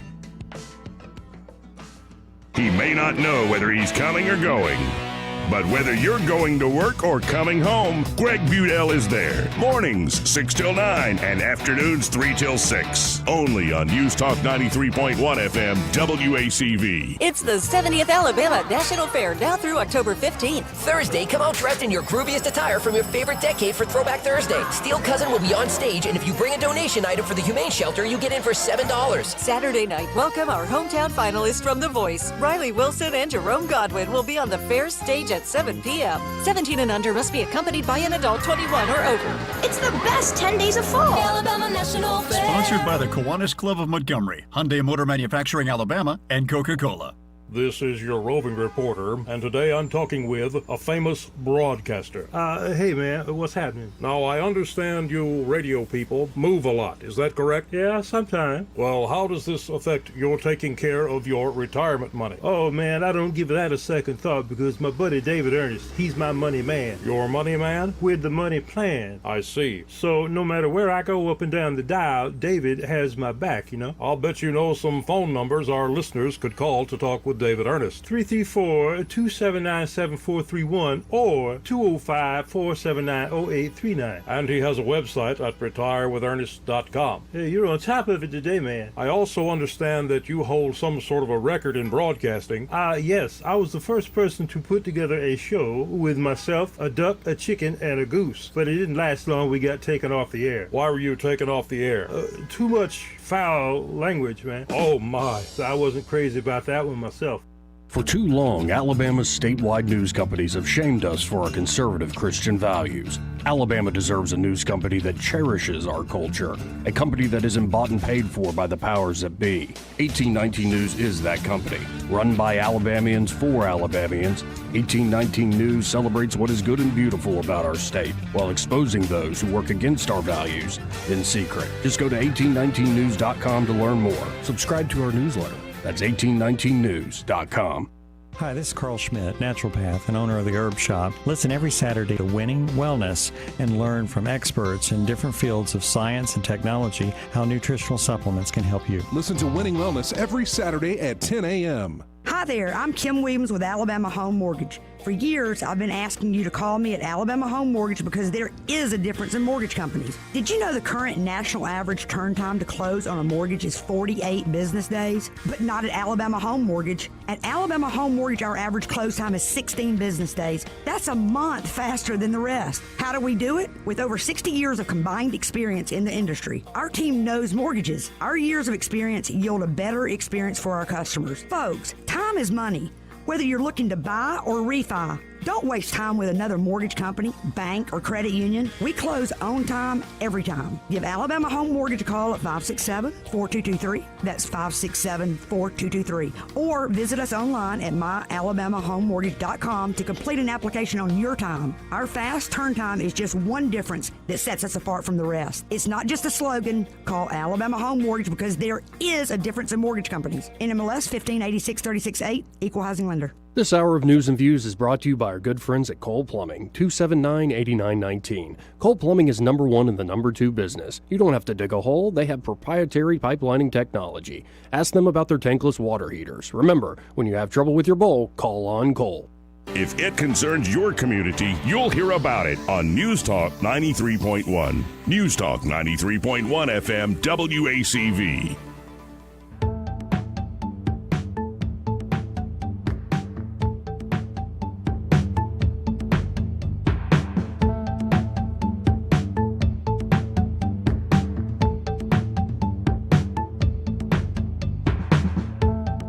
Welcome back to News and Views in the afternoon. I'm your host, Joey Clark. 272-9228 if you want to get in on the program. And as promised, George Santos. George Santos has been charged with conspiracy, wire fraud, and more. Yes, apparently embattled New York Representative George Santos was indicted on new federal charges on Tuesday in a superseding indictment, including conspiracy, wire fraud, aggravated identity theft, and credit card fraud, just days after his former campaign treasurer pleaded guilty, and admitted to much of the conduct. Uh-oh, George, you've been caught. Are any of us surprised? See, I love George Santos, folks, not because he is a thief and a serial just criminal. Though I will say the guy who goes and adopts puppies from like Amish land and then brings them back to sell them in New York, it's just amazing. I think he bought the puppies with bad checks and then made money off of them. Congress deserves people like this. The American people don't necessarily deserve people like this, but a lot of those members of Congress, I tend to think they deserve George Santos. But prosecutors in the Eastern District of New York allege that Santos and his ex-campaign treasurer submitted false financial reports to the FEC, the Federal Elections Commission, that inflated the campaign's fundraising numbers in an effort to qualify for certain perks, benefits, and support from Republican Party leaders. The 10 new charges included in the indictment unsealed Tuesday also include fresh allegations that Santos used individuals' personal credit card information to make unauthorized charges in support of his political campaign. The victims, according to the charges, were previous donors to the campaign who had provided their personal info when contributing funds to Santos. Wow. This guy is like a grade A crook. In one instance, the court documents unsealed Tuesday reveal Santos allegedly racked up $15,800 in charges, $15,000 on a contributor's credit card, a sum far higher than federal campaign law permits. Well, if you're doing it without the guy's authorization, the permitted amount is 0. The donor did not know of or authorize these charges. Wow. In response to the new indictment, Santos denied the charges and told CBS News he was entitled to due process and would fight the indictments until the bitter end. I don't know why I turned into that voice, but that just seems we're going to fight this thing. We're going to fight it hard, and even if we lose, even if I'm kind of guilty, even if we lose, we're going to fight it to the bitter end. So he's continued to plead he's pleaded not guilty to so many different things. False donations, so many other aspects where this guy is just, he cannot do right. I almost think there's something wrong with him. Like there's a growth in a certain part of his brain. Remember like the Texas Watchtower shooter where it was just a growth in his brain that actually made him, maybe George, it has no volition. Maybe he doesn't actually have free will. Maybe there's something wrong with him chemically or physically, maybe spiritually, that he just can't help himself. He's got to constantly steal, and lie, and steal. So I didn't say I was Jewish. I said I was Jewish. Okay, George. I just want to see that guy. He's not going to remain, but I want to see him remain because this is just the gift that keeps on giving. And it's not to blame all the other Republicans. I just think the entire Congress, Washington, D.C., well, there's a reason they attract types like this. They're usually just more control and better at their graft. Again, 272-9228 if you want to get in on the program. Now, Robert Kennedy Jr., RFK Jr., he announced yesterday, I believe, or the day before, recently, he announced he is running as an independent. Now, this kind of disappoints me. I was looking forward to voting for RFK Jr. in the Democrat primary in Super Tuesday. Because of how rigged the Dem primaries are with an incumbent president, I'm not going to get that opportunity. And so now that RFK Jr. is going to be running as an independent in the general election, I'm probably not going to vote for him. Now, I'm not going to say never, because who knows who we end up with at the end of the day for the Republican and Democrat nominations for president. But RFK Jr. still is, I think he could play the role of spoiler, and the parlor game has already begun. Like, is he going to take more votes from Trump or take more votes from Biden? I mean, he's got that kind of internet populist thing going on that the people, in the Trump world love, but he's also got the whole environmentalist, we got to stop fracking thing going on for the Democrats. I suspect I have no clue. I have no clue what he is actually going to pull from running as an independent, but this is a big change, and it creates a new, landscape as we head into the presidential year of 2024. So, of course, when you announce and do these big, important things, you have to, go do interviews. And RFK Jr. went and did an interview with my adopted godfather. I don't know why I did this. I just felt bad for him. Sean Hannity. I think his godchildren disowned him. Something happened, so I adopted him. I kind of regret it. He's not fun. He's constantly just giving Republican talking points. It's like, Sean, I know. We bringing back the Stop Hillary Express anytime soon? But here is Hannity with RFK Jr. I've not watched this yet. Let's see how this exchange goes. Even Democrats are voicing some concerns about the border, including former Democrat, now independent, Robert F. Kennedy Jr., running for president. We've had on the program before. Sir, welcome back. Thanks for having me, Sean. I really do appreciate your position on the border. You and I are in agreement. It's interesting because everybody's now trying to analyze, whether if there's a three-way race with you, Donald Trump, and Joe Biden, who would you more likely draw from? So I hope you don't mind, but I did a little research on you.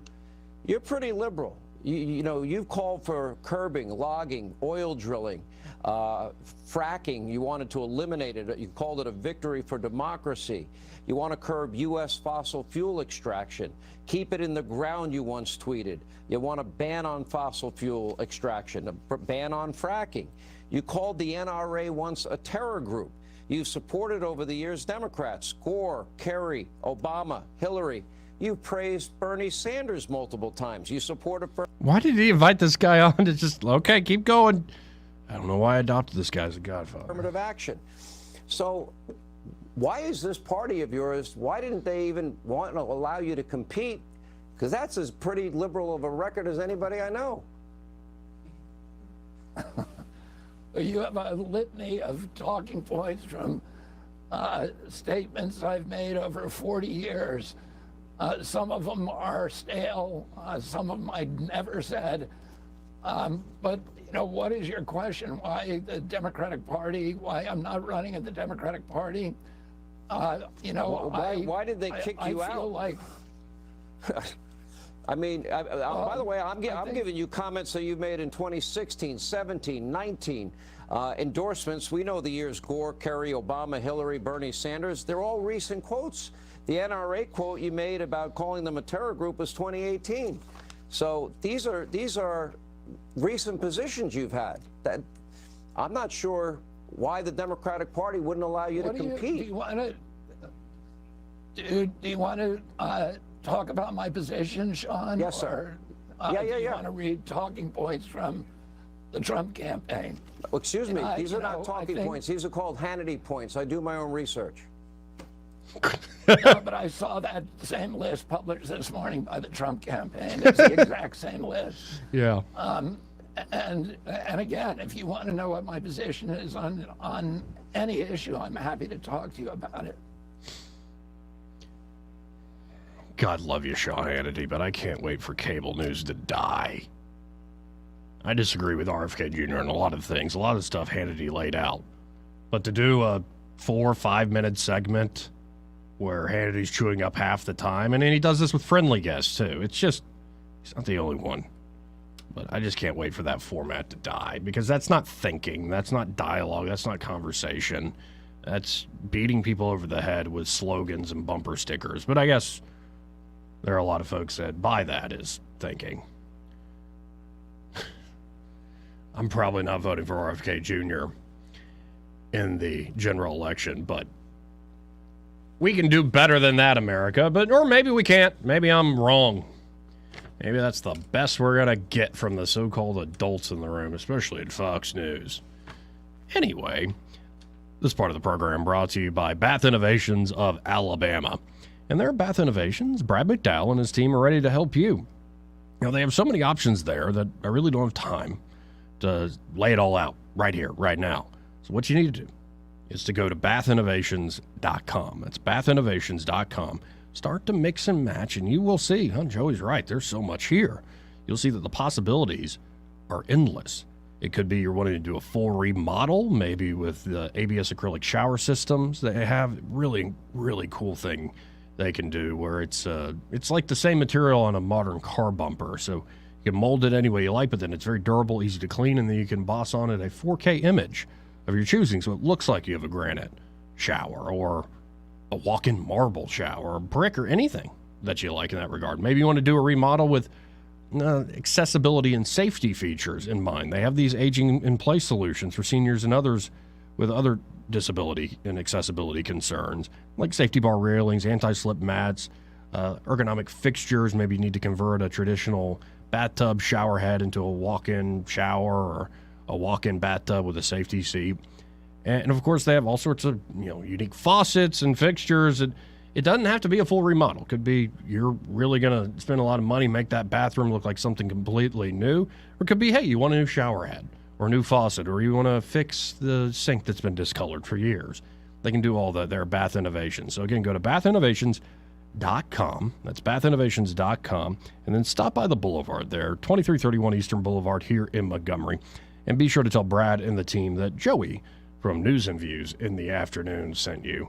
It's just, I don't, maybe I'm just too young Maybe I'm just over Sean Hannity.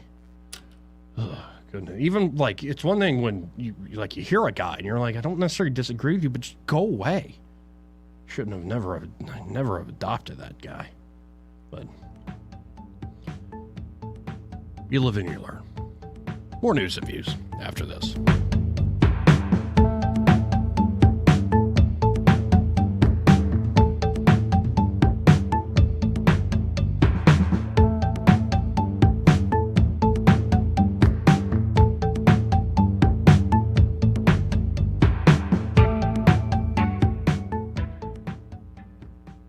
Want to carry News Talk in your pocket?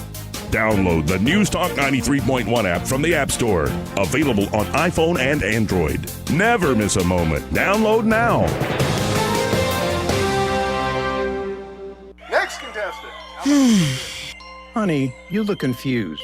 What's wrong? I'm having a hard time remembering to take my medications like I'm supposed to. I didn't say anything because I didn't want to worry you. I'm glad you told me, because I heard that Adams Drugs has a medicine on time service that will package your monthly medications and make them easier to manage. Our neighbors, Bill and Leslie, mentioned the other day that they use Adams and how they have made it so easy for them to manage their medications. Do you think we can call Adams Drugs or go by there and see if they can help me? I don't want to get to the point where you have to put me into an assisted living home. Why don't you get your medications together right now, and let's go down to Adams and talk to the pharmacist.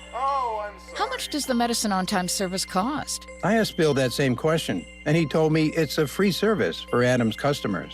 Free? Wow, I'm feeling really good about this already. Let me grab my meds list. Call Adams Drugs Medicine on time for your pharmacist consultation. Visit us at adamsdrugs.net for more information on our Medicine on Time packaging service. This hour of News and Views is brought to you by our good friends at Cole Plumbing, 279-8919. Cole Plumbing is number one in the number two business. You don't have to dig a hole. They have proprietary pipelining technology. Ask them about their tankless water heaters. Remember, when you have trouble with your bowl, call on Cole. Rich Thomas Weather, a service of Wiley Sanders Truck Lines, where dump truck drivers are in demand. Wiley Sanders is on the grow. We need dump truck drivers now. Call 855-77-9785. Rich Thomas Weather. Well, hi, everybody. We've got some weather changes ahead as a Gulf low pressure area approaches. Not as warm today with a high around 75. Cloudy skies, showers developing this afternoon, then periods of rain tonight. Becoming windy tonight with east winds gusting as high as 30 miles per hour. The low temperature down to about 58. Tomorrow, mostly cloudy, breezy, but I've taken rain out of the forecast for the daytime hours tomorrow, high 72. Then the risk of some scattered showers Thursday night and Friday as a cold front approaches the state. Mostly sunny on Saturday. Saturday's high around 81. Much cooler by Saturday night into Sunday. From the Blue Water Weather Center, this is Rich Thomas. For the lowest prices around on flooring and DIY flooring installation supplies, Budget Floors and More is your new best friend. Luxury vinyl plank, carpet, ceramic tile, floor installation supplies, and more with prices lower than the big box stores. Budget Floors and More, Hunter Lane across from Del Rey to Publix. News and talk without the static. The River Region's most trusted voice. News Talk 93.1 FM WACV.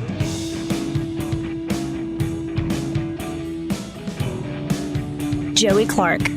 Welcome back to News and Views in the afternoon. 272-9228 if you want to join the program. Let's go to Jim. Hello, Jim. Hey, Joey. How you doing? Hey, I just happened to watch that last night. I was bored, I guess. I was flipping channels, and I saw that interview with Sean. Mm-hmm. RFK looked like he wanted to just flip him off and get off the air. I mean, that was the most unprofessional interview I've seen in a while. It was totally ridiculous. Now, you know, RFK Jr.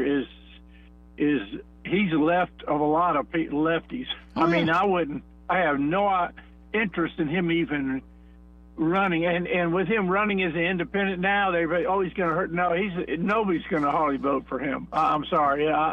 Democrats or Republicans. I don't think he's going to pull that many votes to affect the election at all. He's got too many wacky ideas, you know.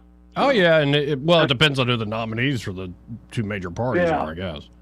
Yeah, I don't think. But anyway, other than that, that was about it. But real quick on the war. That's the new 24-hour news grand production now. Mm-hmm. You know, they've got all these graphics. The war in Israel. You know, it's just, you know, it's terrible. Yeah. And you know, can you imagine them doing stuff like this during World War II? They weren't allowed to do that. It's very depressing.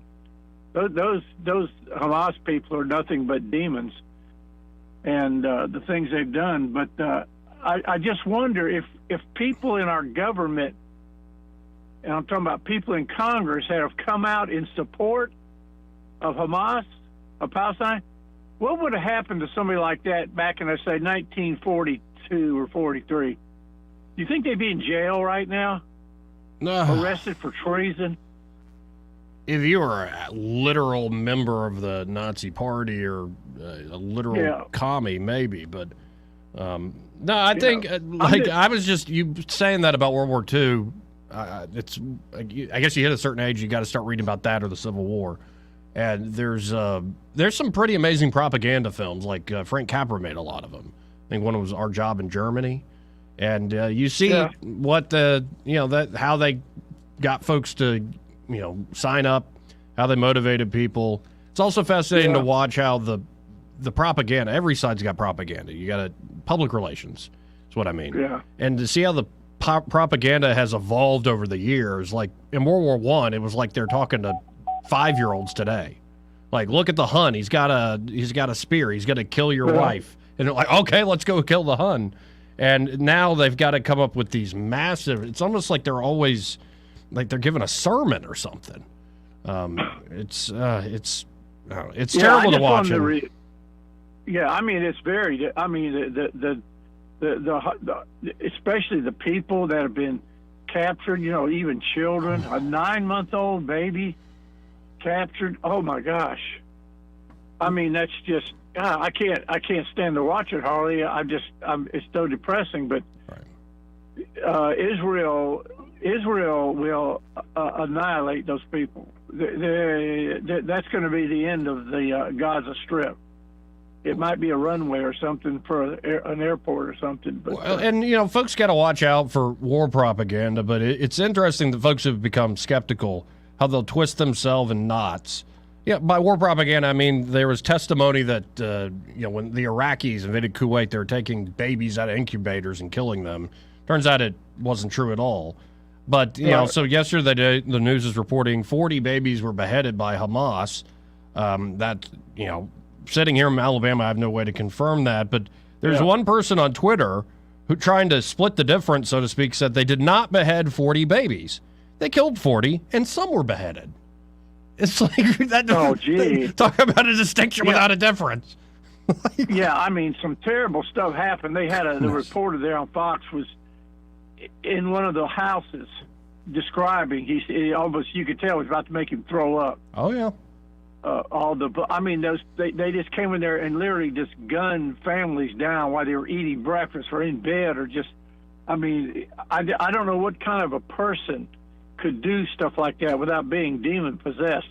I mean, just oh my gosh, that's and to celebrate it. Right. Like there are some gruesome ones I wish I hadn't seen, like the guy got his head cut off with essentially a garden hoe. But the one that really bothered me, and it wasn't violent really, it was a little Israeli boy who had been kidnapped, and around him are a bunch of other Palestinian boys who are kind of hitting him with sticks. Like they're in a circle around and hitting with sticks and telling them to say mama or call for your mom. Yeah. And it's just that's like how they. Yeah. Yeah, I'm saying that's how they raise those kids over there in Palestine. They teach them to hate the Jewish people, and by the time they're adults, they've turned into animals. But Israel is going to do some major damage to those people, and I hope it doesn't spread too far like Hezbollah up into Lebanon, but Iran is behind this, and I can't believe the White House actually finally came out and admitted that Iran is involved in this. They finally admitted it. So it's going to get worse before it gets any better. But well, and Jim, I know you know that we're now doing a live stream, Joey Clark Live on YouTube, and there's this one guy who constantly comments, Romex Angler. He said, "I always figured Joey was the Alan Colmes of the river region." Okay, them are fighting words. I will whoop you, Romex. I don't even know how big you are, but I'll get you. Don't you dare say I'm Alan Colmes. Oh, man, goodness. Yeah, ooh, that brings back memories of the Hannity Combs.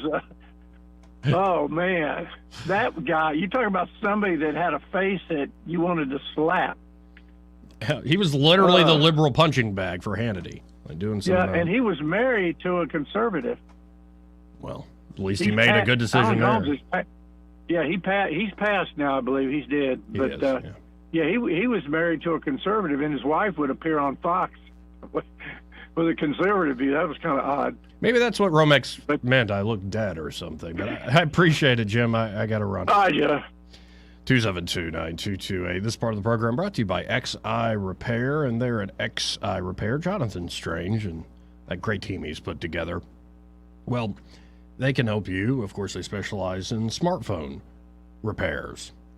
And, you know, with the smartphone, you know how it happens. You stand up out of your car, you realize, oh, my phone was in my lap, hits the asphalt, it's cracked, it's shattered. You don't have to live that way with that phone. In fact, at XI Repair, they can fix something like a cracked screen in like 30 minutes for an incredibly reasonable fee. They can also maybe replace a battery for you. Could be your battery's not holding a charge. You charge it all night, a few hours into the day, you're already in the red. Well, you don't have to get a new phone. They can just replace the battery. They can also help you if you got a virus on that phone, a dirty port. Really, when it comes to those smartphones, XI Repair can fix it. They can also do work on desktop computers, laptop computers, top-end gaming consoles like a PlayStation 5. And don't forget about their data recovery services. It could be accidentally deleted some like old family, home videos or something you really wanted to keep.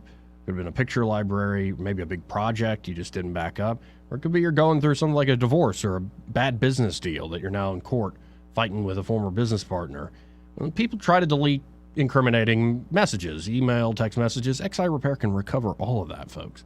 So check them out today. You can always go to xirepair.com or give them a call at 777-1234. That's 777-1234. And be sure to tell Jonathan Strange and the great team there at XI Repair that, well, Joey from News and Views in the afternoon sent you. More News and Views, hopefully with Ray Bowles on the other side of this quick break.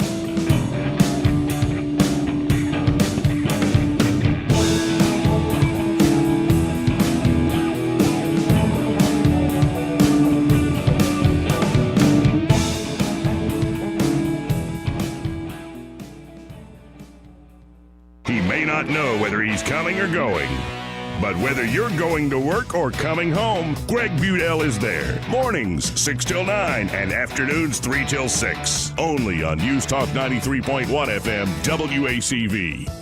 Enjoy an evening of wine on the water at the 13th Annual Riverwalk Wine Festival, Friday, October 13th, 6 p.m. to 9 p.m. at the Union Station Train Shed. This event includes a variety of wine tastings, food vendors, and live music by the Park Band and Funk Nation. Must be 21 or over to purchase a ticket. Tickets available online at mgmcityevents.com or montgomeryal.gov. Proceeds will go to Second Chance Foundation, sponsored by Publix, Vintage Year, and the City of Montgomery Department of Cultural Affairs.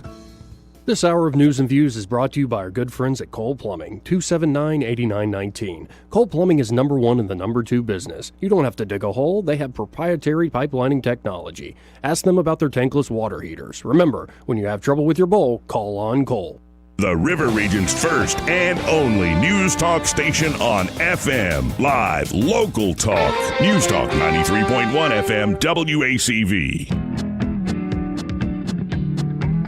Welcome back to News and Views in the afternoon. Let's go right to the phones, talk to Ray Bowles from Prattville Carpet. Hey, Ray. Man, don't you love this weather? Finally, we have some rain come through. Finally. Yeah, after weeks and weeks of drought, we needed this rain horribly bad. Yeah, it's not too violent or anything like that, at least from what I've seen, so that's a good sign, too. And the beauty of it, if you have some of these smart strand carpets or this extremely durable vinyl plank or the waterproof wood floors, you really love this kind of weather because the dogs can go out and do what they need to do. They come in, they don't mess up anything, clean it up, and keep on moving. You can't ask for more than that in life. Right, because seriously, I get why people do the traditional hardwood. And so unless you, though, correct me if I'm wrong, you got to put a lot of work into that, like maintenance and cleaning. And baby in it, and it's going to dent, it's going to scratch, it's going to do what it does. But hey, it's wood. It's still 100 years later. It's absolutely beautiful. Right. Still an amazing product, but you're trying to keep the same look. You've got I've got that LVP in the house I'm in right now. That's right. And so right now is the time to buy it. Our rep just left. We put red dots on everything that's on sale. So when you walk in the door, we say, look at the red dots. All these products have been marked down. Matter of fact, I had one customer we're fixing to call back because her product that she chose was on back order till November. Just so happened. I think God was watching her because that one's on sale and it's saving her quite a bit of money. We're calling her right now to say, hey, you already signed the contract, but we're going to drop the price for you. Oh, wow. See, this is why y'all are awesome. So that number's still 285-8117? It is. Give us a call today, 285-8117. We're going to come out, give you that free measurement, get you in here, look at the red dot sale, and next thing you know, you saved a bunch of money on your floors. Folks, look for the red dot. And when you call up Prattville Carpet, be sure to tell them that you heard Ray Bowles here on the radio with Joey. Guys, y'all have a great day. Appreciate it, Ray. One, appreciate y'all for listening. Appreciate Andrew Szymanski, soon to be sworn in, city councilman here in Montgomery District 7, for joining the show. And I appreciate Jeff Ford, Parker Snyder, so many others joining the program. And if you didn't hear earlier, I think Lori told us that Eagle Forum is doing a thing tomorrow night, 6:30, to hear the story of Brian Dawson. It's an evening with Brian Dawson. If y'all have not heard that man's story, he's not only a colleague, I consider him a good friend, and incredible story he has to share. So, just search for Eagle Forum on Facebook to get more and more of the details. But 6:30 tomorrow night there in Prattville, Brian is going to be sharing that and taking questions. So y'all check it out if you're interested. And y'all stay tuned, because Happy Hour with Greg Bedell, he's next.